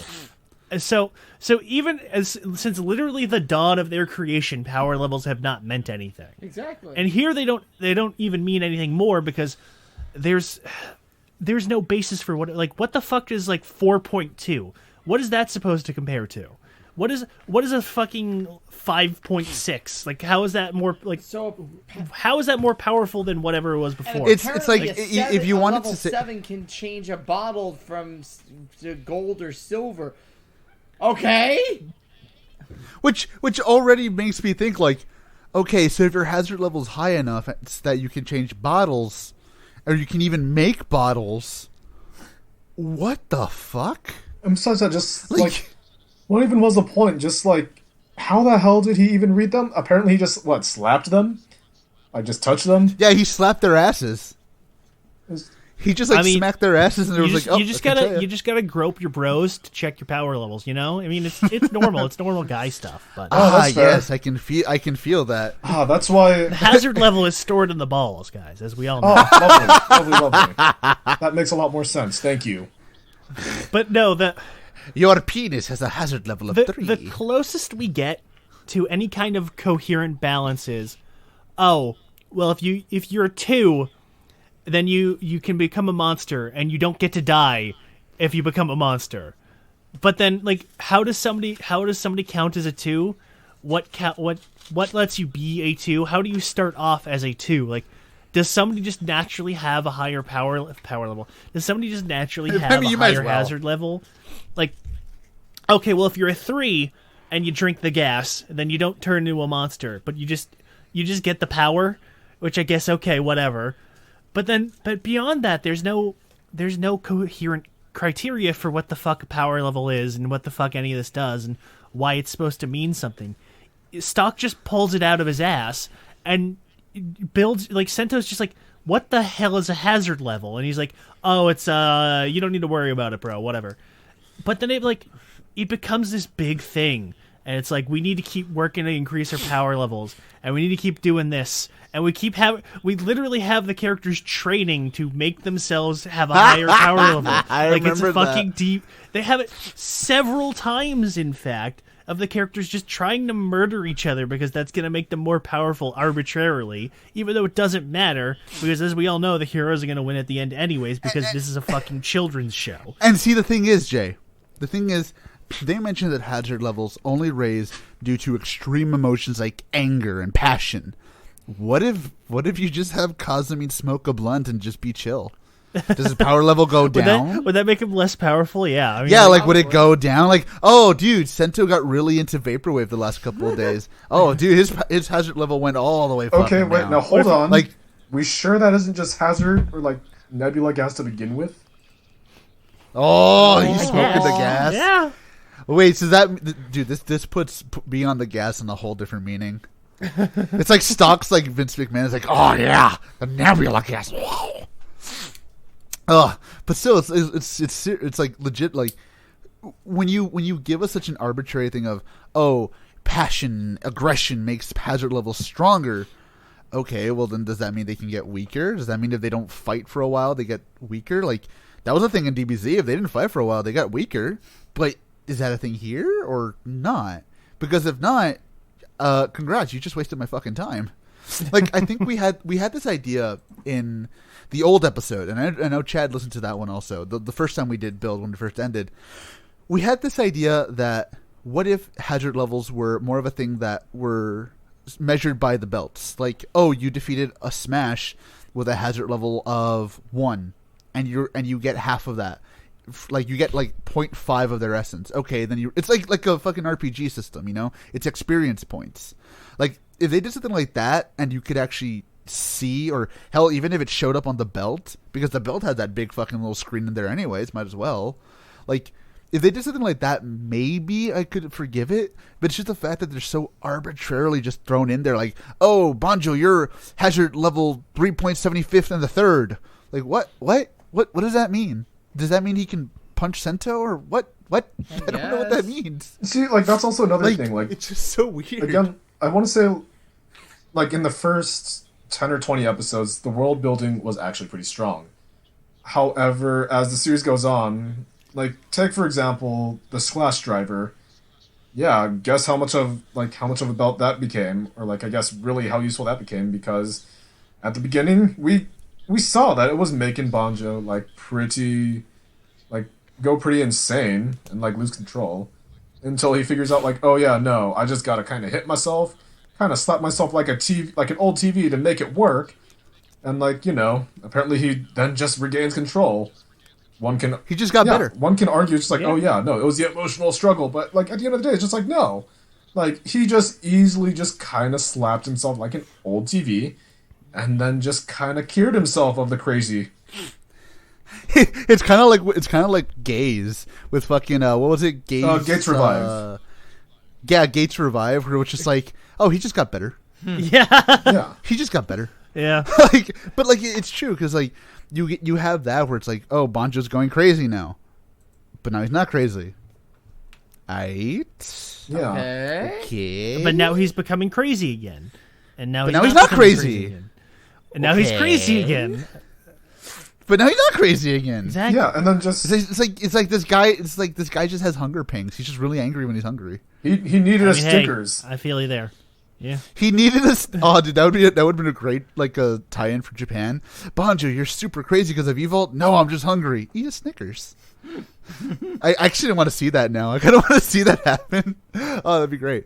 But like, it's true. It's just the fact that it's so arbitrarily thrown in there. That's just like, well, but whatever. Yeah. Or like again, like to say on the Slash Driver.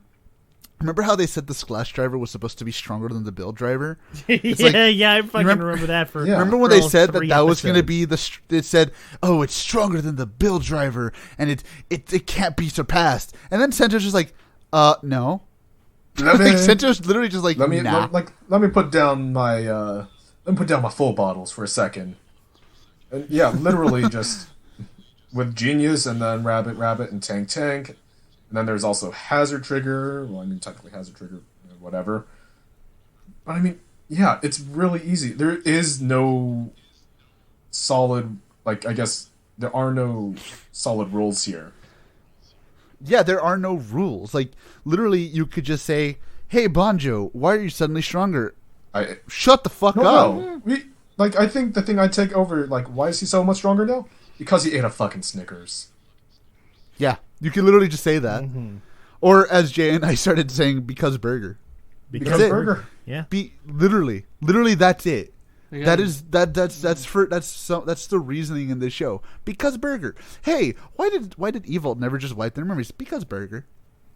But because burger, shut the fuck up. Yeah. that's don't question me. Also, that was a Zio. Also, can we also talk about the danger box of danger for some reason? What even was the point? Oh yeah, the dastardly. All we know is that the dastardly equilateral cuboid, a giant like gate, and that's about it. But I mean, aside from Cube 2 Hypercube, the worst MacGuffin in Kamen Rider history.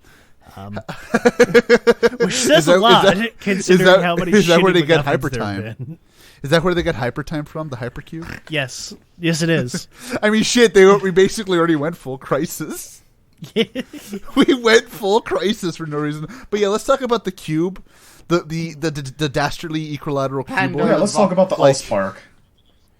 The Allspark. Before Cubics. time began, there was the cube. I'd rather it be the Lambent configuration. I mean, we're already summoning a creature. Yeah, Phil, from this we world. know it's because you're a sex pervert. All right, we know. The Oh, only thing I can think of that has to do with a box. Okay. well, Plus, look. Tenet is cool. What you could have said. What you could have said was just it looks suspiciously like the fucking Borg cubes.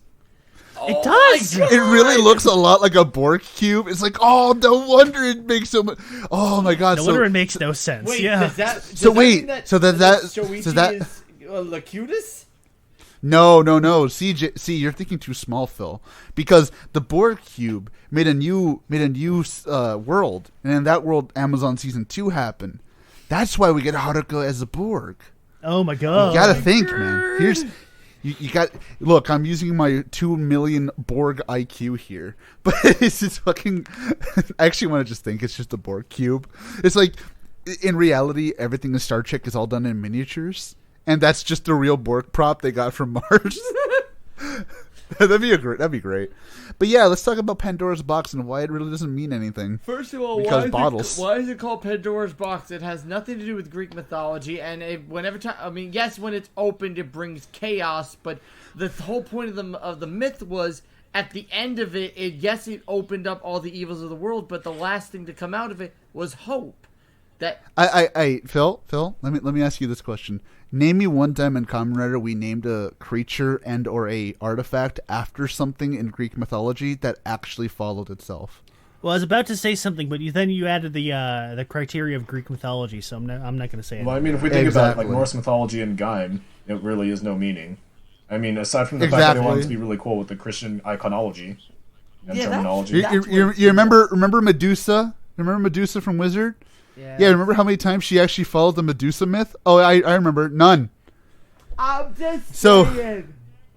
No, I know what you're saying, but it's obvious that they're just calling it that because it sounds cool.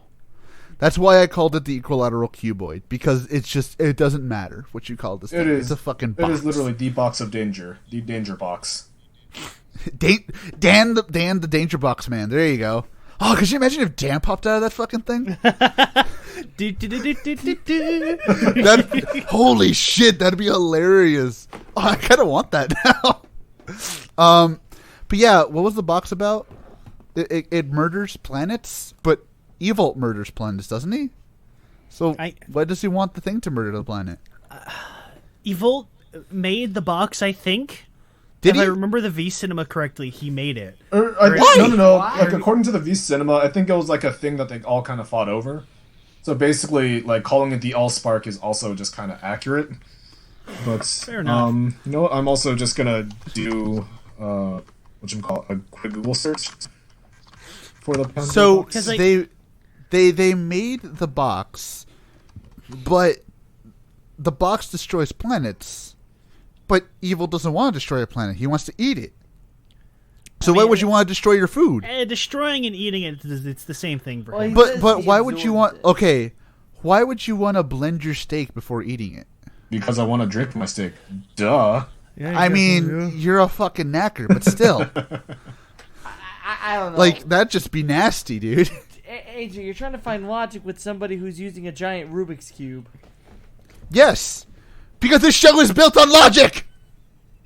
Anyways, The problem is that the box. It's just they spend so much time fighting over it, but they never actually explain what the hell it does or what its powers are or where it came from or anything like that. So it's just a big fucking box. It So what holds you're saying- bottles in it, so and what it you're can saying apparently is- can make giant walls and towers and shit. I so guess. what you're saying is, Sento, you could have this best match, or you could have the mystery box. The box. Go for the box. Go for the box. Okay, so looking back at the V Cinemas and also the information pulled from there, the Pandora Box was a powerful weapon used by the Blood Tribe to annihilate countless civilizations and their native planets. When the Blood Tribe targeted the planet Mars, they were successful in utilizing the box's might to its full potential by raising Pandora's Tower, that completely wiped out most, if not the entire Martian civilization. The Queen at the time, Vernage, was valiantly successful in stopping their streak of destruction by separating their souls from their bodies. However, due to the innate biology of the Blood Tribe, they were able to save themselves by storing their souls inside the Pandora Box, which was kept on the planet Mars for an unspecified amount of time. In 1994, an unmanned space probe landed in proximity of the box, which allowed Evolt to latch a piece of his soul onto the space probe as it returned to Earth and fused with the soul of Banjo Ryuga. Okay. All right. So What? It makes sense, I suppose. What? Eh? So, the Allspark. Also, why? Yeah, basically. Why would Mars let this evil-looking alien build a tower that would destroy their entire civilization? Phil, I don't Phil. think they let him Yeah, do I was that. about to say. I don't think this was voluntary. There was no consent given here. That's one of those things that you can be as nice as possible, and when an alien starts building a giant tower, that's usually when you put your foot down. You know. Also, Visitors! Aren't you here? Yeah, we're just gonna put this here. Oh, what is that? A beautiful. Oh, that's a tower. All right. Well, let's get the pitchforks. also, Yeah. how the hell does the skywall even work? Why did the skywall only affect Japan? Wouldn't an artifact that powerful affect the entire planet? That's another. Yeah, that's one of those questions that the show. Because the show happened in Japan. I mean, that's the obvious reason, because the show is set in Japan, and That's because I mean, it's like Yeah. if they had done it in like. If they had done it in like the U.S., it would have just split. I mean, to be fair, it would have split away. It would have split us away from fucking New York, so that'd be fine. Well, I mean, to Hey! be honest, No, like, New York Ah! and California. well, to be honest, like, here's the thing. Like, if that were the case, then basically Donald Trump wouldn't have had to spend money. I know, right? Actually, to be fair, would it? I don't think it would have done just in the U.S. It probably would have done the entirety of North America. I mean, just the entirety of North America and still allow Canada to be its own thing. Somehow, it's just like, ugh, I don't want to touch that. Yeah, imagine being part of Canada. Ugh. Yeah. But yeah, I don't know why it just specifically targeted Japan. For all we know, it went on Japan, and then as soon as it got to the edge of the ocean, it just like dove under. I don't fucking I mean, know. that's kind of what it looks like. Is that when you look at the aerial view, you have the big glowing chunks, and then it just stops like halfway into the Or ocean. no, maybe It's we, like- maybe it's we like just the figured out fucking- its biggest flaw. The skywall isn't waterproof. Yeah. It's like as soon as it gets to the water, it's just like, ew. Yeah. What they I mean, twist? apparently it doesn't go far enough for them to be able to drive boats around or through. I suppose. I guess there's just holes in the wall. Which, I mean, why did we need to separate the government if we can just move through the walls normally with no issues, guys? Because we needed- Well, what's what the point? fuck was the point? What the fuck was the point of making the government into 3 fucking separate entities? Exactly. Like, if they were totally separated, like, they couldn't transport anything, that's one thing. But no, they can just move between the wall. There's holes in the walls for them to go through. There's many, many paths to go through to get through the wall. So it's just an arbitrary giant fucking wall that doesn't affect anything. Like literally, if they had made like a DMZ, where it's just like there's a little hole in the middle of all 3 of them where people can just be in, that would make a little bit more sense, because that would be heavily secured, like a heavily secured area, and the rest is just 100% walled off. There's no way you can get through. That'd be at least a little bit interesting. But no, hey, this wall's never gonna let us go through. 10 episodes later, there's a hole through it. All right, let's go. Not even like 10 episodes, like 4 episodes in, it's like, oh, we can just drive a boat around it. Then what's the fucking issue? Why is there a problem if you can just fucking go around the wall? Why not just make it a toll It's road like- type of thing? And besides that, we also find out there I are know, also right? like later in the wall, just on the land, that people apparently use as to become illegal immigrants, basically. There's Just build a literally- fucking there's- bridge over There's it. literally a government checkpoint when freaking Sento's mom is coming from, I think it's Hokuto. Yeah, coming from Hokuto into Toto, and they check her papers, and it's like, we didn't need the boat for that. Like they keep fucking showing like people just walking walking to these places through the fucking gates. There's no problem. They could just go there. Why is there even any goddamn issue with the government or anything like that? Look, Jay, they just want to show you how Japanese people get over walls. Mexicans jump over, Japanese crawl under. It's true. Oh my God.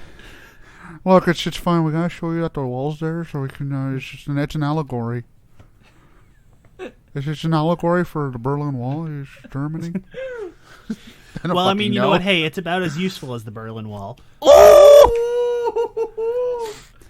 No, it's just fine. R2-D2 had to stand behind a rock. That's the best I got. Greece needed the body pillow because it really built his pathos as a character. Look, Gentoku is a more important character than ever. If he succeeds, we can get him working. Because he's a funnier character than we've had before. We're never gonna be That'd be amazing. I kind of want George Lucas to make a Kamen Rider show just to see what he would do with it. It'd be terrible. Oh, of course it'd be terrible. George Lucas is an awful filmmaker, but it'd be amazing. He's good at storytelling, but he's not good at screenplay writing or directing. It would be amazing to see him. Well, exactly. That's why he's a terrible director, is because he's bad at directing, Phil. Oh my god. Could you imagine, dude, I'm trying to imagine, Rider shows. It's like, oh my god, it's like, Kabuto's like, oh, let me try spinning. That's a good trick. Shit like that. Oh, that'd be amazing. Oh no, it would be from Ryuki. Knight would be the one who tries spinning. Yeah, that's his fucking kick. With that, I guess we have to jump right into the ending. Because, Crisis. Infinite Crisis. What the fuck was Sento smoking? What the... Well, I guess no. What was his dad smoking first and foremost? Because it was his plan to begin with. See, what I want to know is, did they know for a fact this was a thing? Did they know for a fact there were multiple universes, or was this a theory? Because if it was just a theory, he would have fucked up huge. Also, how the hell did Sento end up with a goddamn ride watch? Don't ask. Okay, so basically, for the whole thing with the worlds, why didn't they figure that out, with Heisei Generation's final? Because, basically, that is the whole plot of the what the villain was trying to do at the beginning of that or during that movie.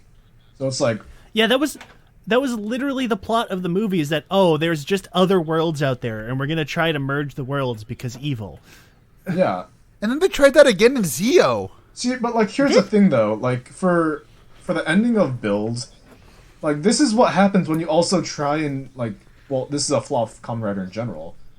This is what happens when you do multiverse theory. Multiverse theory's a bitch. Yep. And here's the thing, yes. Because they set up Build in a world where it's basically, this is its own alternative universe where the government kind of fell on itself because someone set up a giant stone gate, that wasn't waterproof. And then just okay, so now we gotta figure out how this plays into, the actual main Rider universe. Because apparently, according to, interviews after the finale of Build, apparently they wrote this plot mainly because they needed to merge and build with the other Heisei Riders, which at the time were supposedly all in one universe. Double through X8 were all one singular universe, apparently. What? Yeah, and then they said, okay, we gotta merge it for Geo because the 20th Heisei Rider probably gonna be our last, and then, we gotta make it, all super duper clean. And then, yeah, they did that. They kind of merged it. It's supposed to be X8's world, supposedly. And then Geo apparently just kind of ignored it. And it's yeah, JK, we're not doing that. Hold the fuck up, Chad. Go back for a second. Played a fast one. Chad, did you just tell me this is X8's world? It is supposed to be X8's world at the end. What? At the end of the series. It is what? That's the world they merged into. It was supposed to be that. I think my brain hurts. What the fuck? How does... But then does that mean... Wait. Does that mean that the X8 final episode actually did happen, but after the ending of Build? Or was this before Build?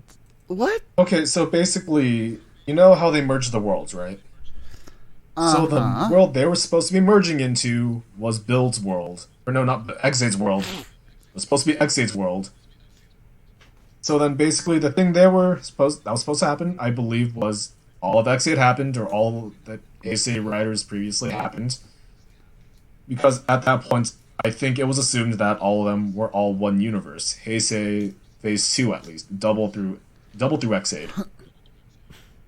And then Pretty much. basically with that, like, just Build's world was erased. The only people that kind of remember was Build and Sento and Ryuga, and like no one else. Like everyone just kind of came back, but there were no memories. But we're kind of living in Exade's world now, just post Exade. Wow. Dang. Wow. And that was to set up like Geo, in which like, oh yeah, all the Heisei Riders are in, or like a majority of the Heisei Riders are in one universe, in which, okay, that's fine. I kind of don't care. You wrote yourself into a hole. I kind of don't care, but you did write yourself into that hole, which is, for better or for worse, really stupid. But then That is one of the dumbest things I've ever heard in my entire yeah, life. and at the end of the day, it didn't even matter because Geo decided to say, hey, look, everyone's like their own alternative universe. So, yeah, you have the world of Build, the world of Exade, the world of Double, the world of Kuga, the world of Agito, etc., etc., etc. I think I'm getting a nosebleed. Jesus. You know what? Sure. I'm not even going to ask questions anymore. I'm just whatever. My biggest question. This is a legit question. So, as Sento explained it, we have World A and World B, right? Yep. You make World C. Does that mean the people in World A and their counterpart in B combine into one person? Or there actually are no alternative versions in World A and B, and the fact that Banjo is there and Misora is there and Soichi is there is completely coincidental? Okay. Or see, that's also another did they thing. just merge into one person? Because that leaves the people who are fucking dead. Okay, yeah, that's really stupid, and then the V cinemas only make it worse. Because when you think about it, Gentoku and Kazumine are dead. Does that mean that Gentoku and Kazumine from World A just kind of wake up one day and are like, what the fuck?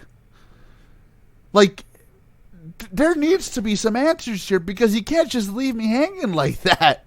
What the fuck? Like it's literally like Jay said. It's like Crisis. It's like fucking DC all over. What the fuck? It's you can't do that. I think the problem is that they try to merge the worlds, but merging it doesn't make any sense at all. It would have made way. Damn it! I had this written down, but I forgot where I put it. I think the problem is that merging the worlds doesn't do anything because you have a world where, there was one world with the wall, and there was one world without the wall. So what the fuck does merging them together do? There was a world with the wall, except now it doesn't have the wall, so nothing mattered. So it was like it was basically just the other world to begin with. Why didn't we just go?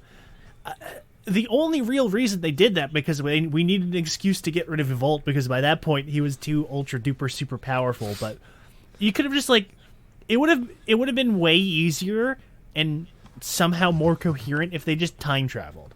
If it was just Evolt can open up black holes, he can already do that. So just the black hole we made a black hole and that let us go back in time and that let us stop Evolt before he got his powers back and he turned on the box and blah blah blah blah blah whatever.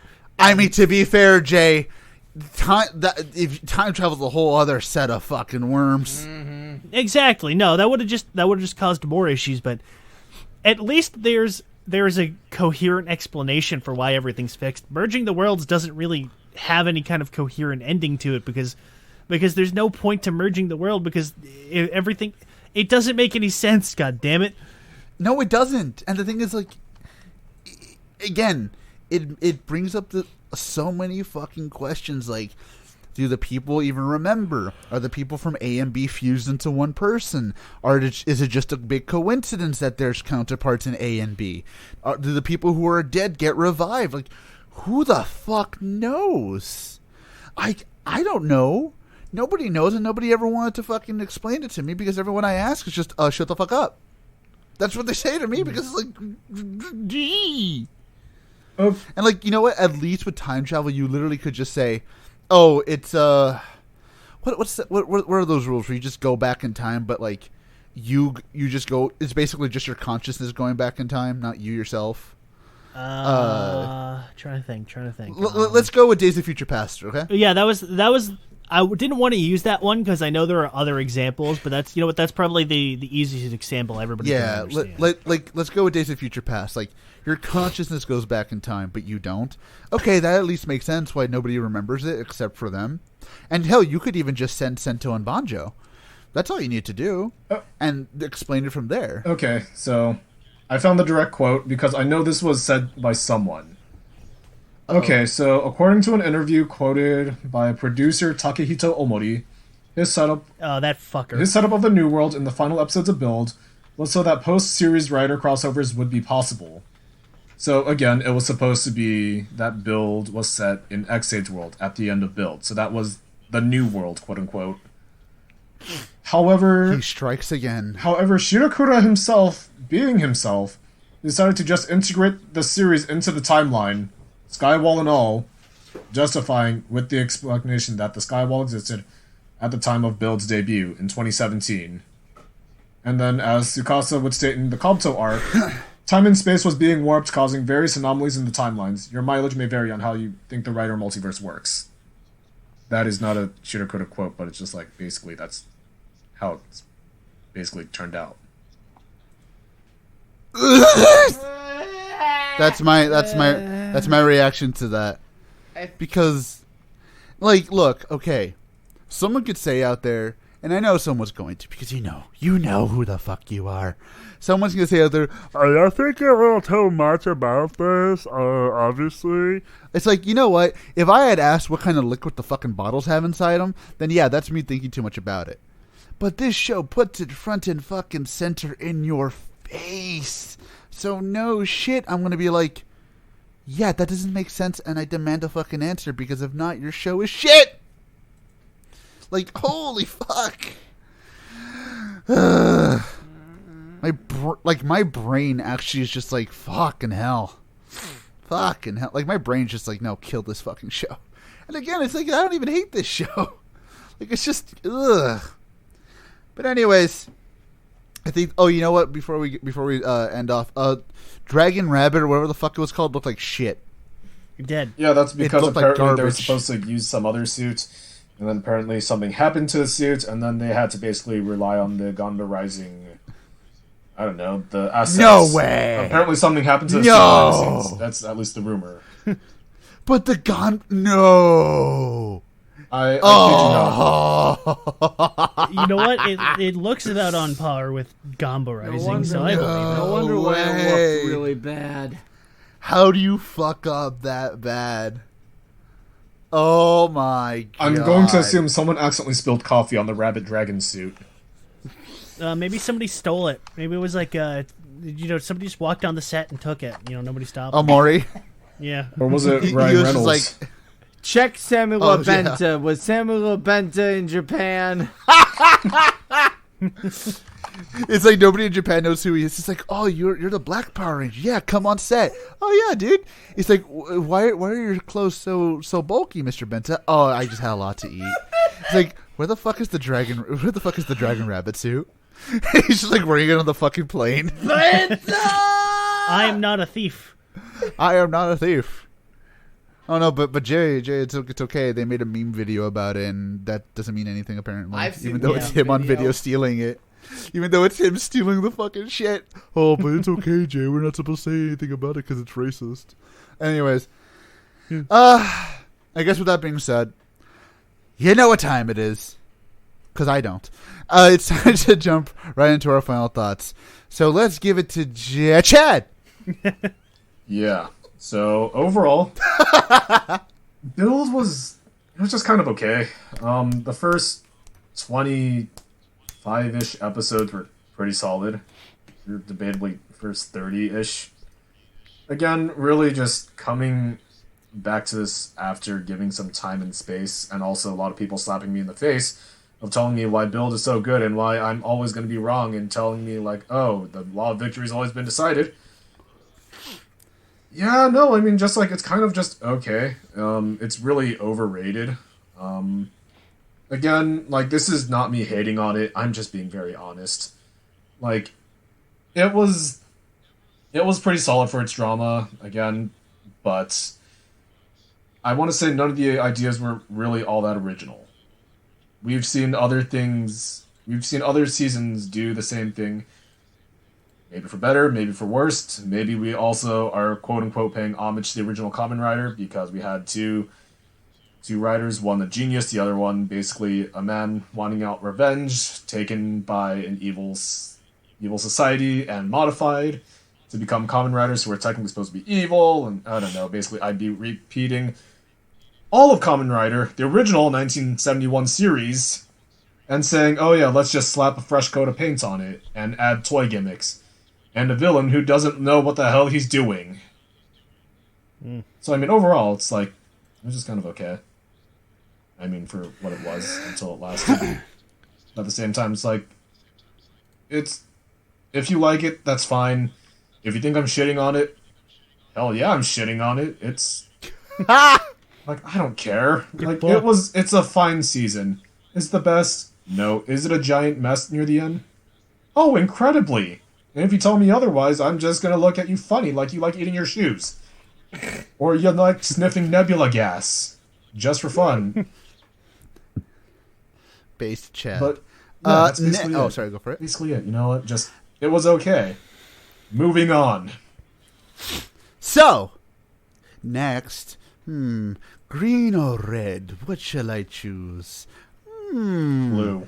I am feeling a bit green with envy, so Phil, you're next. I actually really enjoyed Build, flaws and all. Yes, the padding of the Hokuto War and the padding at the very end of the final battle, those were deterrents. They're noticeable. Its plot holes are very much, again, very, very, very, very, very noticeable.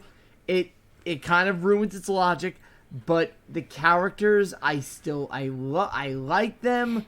The humor is spot on. I love it. That got me through a lot of it. And it's, honestly, the best way I can say it is, I kind of treat it like how Chad sees Gaim, where I like it, but I acknowledge its faults. I can get behind that. Pussy. Anyway, Jay.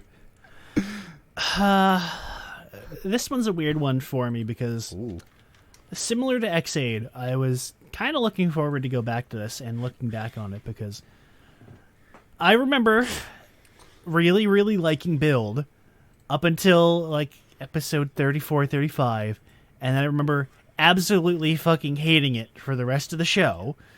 And I wanted to, like, it was another thing where I wanted to go back and I wanted to see how much of that held up and how much of that was just like a visceral reaction and me just wanted to be like, oh, this is going in a weird direction or whatever. No, the show just, it starts off really good.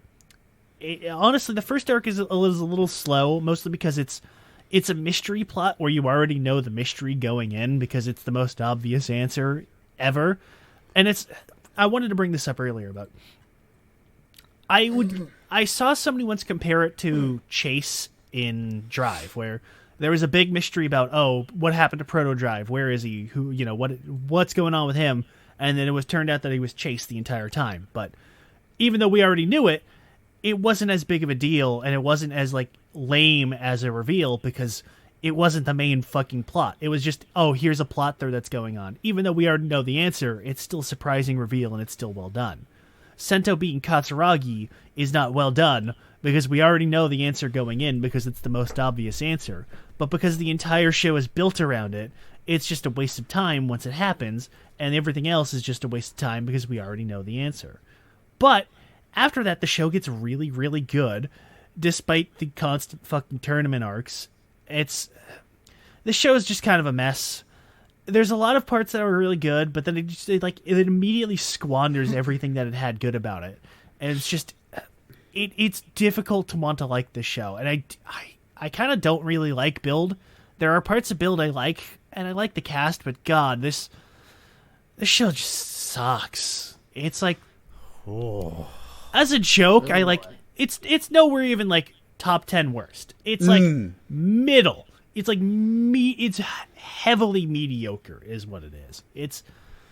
I joke and say it's Gaim 2, but in a way it kind of is, in that it has the same kind of structure as Gaim, where it's got a really like lighthearted, goofy beginning, and then the entire middle section is just full on grimdark, serious tier, and then the last arc goes off the fucking rails and it becomes Bonkers Town. Except at least Gaim got really Gaim got bonkers. Gaim got really fucking funny. Like, you can't top nuking America. Like, how do you top that? Like trying to merge dimensions. Like, okay, that's almost as bonkers, but it's not the same flavor as bonkers that I want. Besides the point, I would agree with Chad where a lot of the praise it gets, it does not deserve.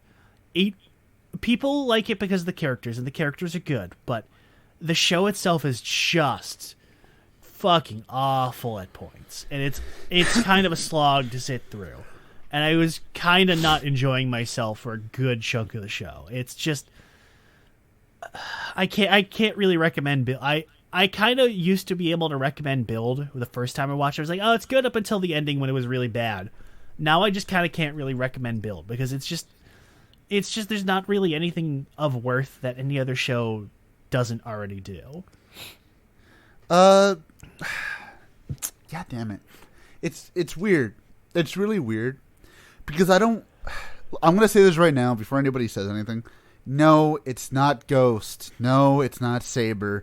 No, it's not Zeo. Of course not. If it was anything like this, I'd be a lot more fucking angry. But the thing with Build is that I kind of do feel a little bit like Chad does. Seeing how many people shove this fucking show down my goddamn throat is annoying. But even with that, like, I try to go into Build with not only an open mind, but with a clear mind. As soon as Jay mentioned it to me, I tried to just clear it out of my memory and just go full on, let's try and be as blind as possible. And even then, yeah, you know what? Sometimes some of the character moments are cute. What the fuck ever. Yeah, you know what? Some of the suits are awesome. I can buy a fucking figure art. Yeah, some of the fucking music in this show is actually pretty good. Law of Victory is fucking amazing. But I can listen to that on fucking YouTube. What the fuck does this show have that every other show in existence that everyone says is the greatest doesn't? Oh, great. It has characters. I can go watch Deno for good characters. I can go watch Agito for good characters. Fuck's sake, I can go watch Fies for good characters. Oh, it has a thrilling mystery. Fuck's sake, the one in Fies was better put together than this one, and at least Fies had more of a coherent plot. It had more of a coherent, like, yeah, sure, it had plot holes, but it didn't have shit big-ass plot holes that a fucking T-Rex should go through. And the thing is, if you want to say Evolt was a fine villain, yeah, so what? He was kooky. But when you really get down to it, what the fuck does that matter when his plan was garbage? His plan was stupid. His plan was literally, I'm going to see how long I can fuck around before I find out. And you know what? He found out multiple fucking times. So you know what? I'm with Jay. I can't recommend this show. And I'm not going to say it's bad. I'm going to get a lot of hate for this. But just remember where Kiva is. It's right next to Kiva and Wizard. It's not garbage.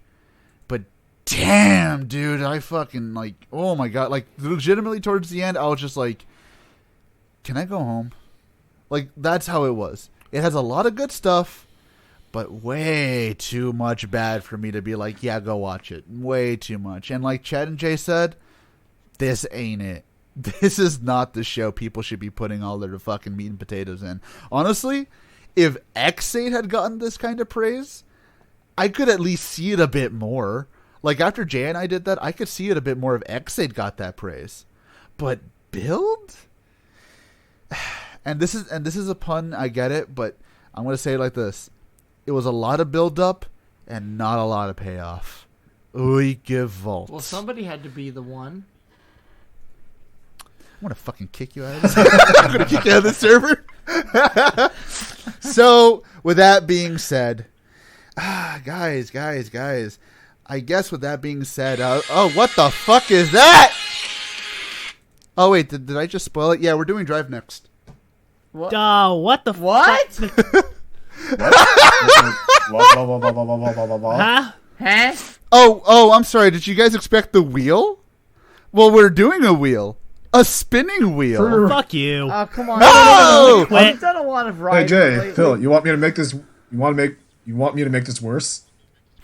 Yeah. Yeah. Oh, for wheelsies? You know what? I asked for it. I don't know what I expected, but All I right. asked for it. I'll cut y'all a deal. We'll pretend that didn't happen. We'll pretend we're not doing Drive. But I got to spin the wheel. The actual wheel. And we got to do whatever comes out. Y'all good with that? I feel like this is only set up for disaster. You know what? Fuck it. Spinning the wheel, boys. Like a spinning wheel. Watch as we somehow get Drive either way. No, watch it be Ghost. I'd shoot myself. Watch it be Ghost. Oh. Because the last time we did this, it was Ninja. To be fair, Ghost is not on the wheel. Oh, thank goodness. Yet. Oh. Shit. Well, let's see what is on the... come on. Did Ghost find a way back on the wheel? You know what? Let's do Drive after whatever we do next. How's about that? Ooh, I like that idea. Actually, Even if unless we somehow get Drive on the wheel, which I'm going to be Drive is not on the wheel. I can say Okay. that. All I right. can say that for sure. I think didn't that happen once where it's like, oh man, we should do this, and then that's what it landed on. Oh, you mean man. Ghost Sager? That's- where we did fucking Ghost Sager? That was And your, it was that so was your angry. fault, AJ. That was your fault. You know what? That was my fault, but fuck you. I'll take responsibility for the fact that Kyoto was my fault. That's why I'm being quiet right now. I'm not here to jinx I it. like how I like how Phil just has this innate fear of the wheel now. I mean, to be fair, we all do. I haven't been around We all enough. have a There's a very- reason we killed it. I just haven't been around No, enough, but at got the better. same time, like, I know not to fuck with the wheel. Don't fuck with the wheel.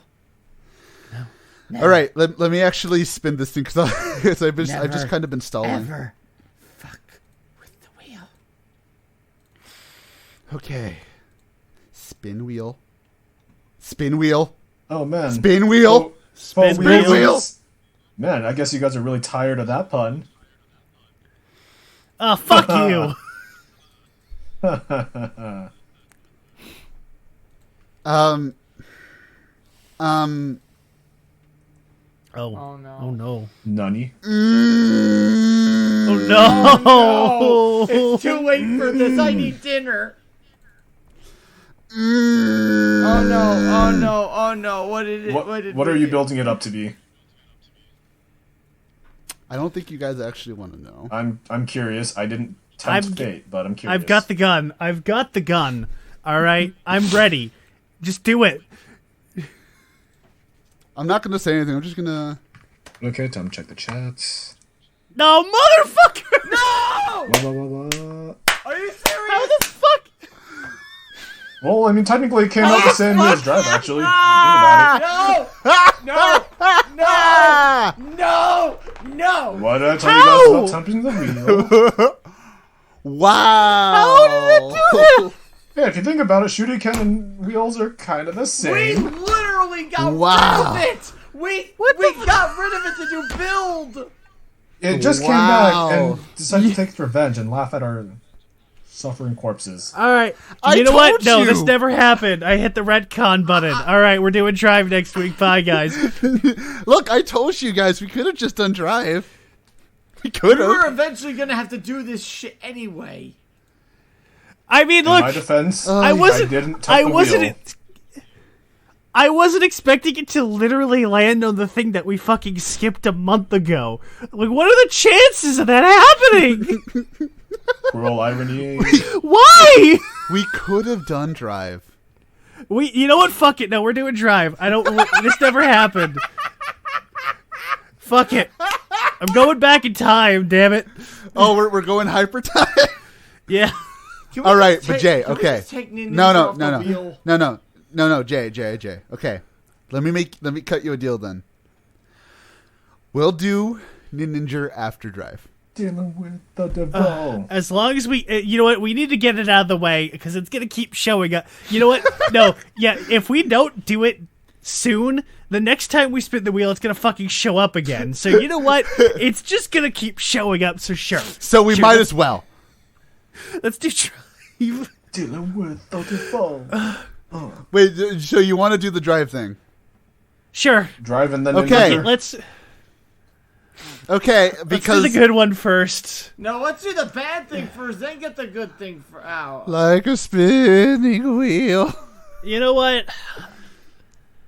Fuck it. You know what? Yeah, let's get this out of the way now, and then we can clean our palate with something good. Yes. Okay, Sure. wait, actually, how long is Ninja anyways? 50, I And think. it's about the same length for the two shows. Shuriken TTTD Ninja. Titty Ninjas. 47 fucking episodes. Eat my ass. Yep, it is 47. Can we do half? No. Oh, can we also include the Drive and Ninja special with Superhero Tyson GP? And also the Beast in-law? I mean, you know what? Hey, if we're gonna do the two after each other, we might as well. I should go buy a lottery ticket. Could we maybe add? No. Nope. You know what? Please? Well, to be fair, I mean, Can we also Phil, include, let's see, Ninja versus, what was it? Tokuger?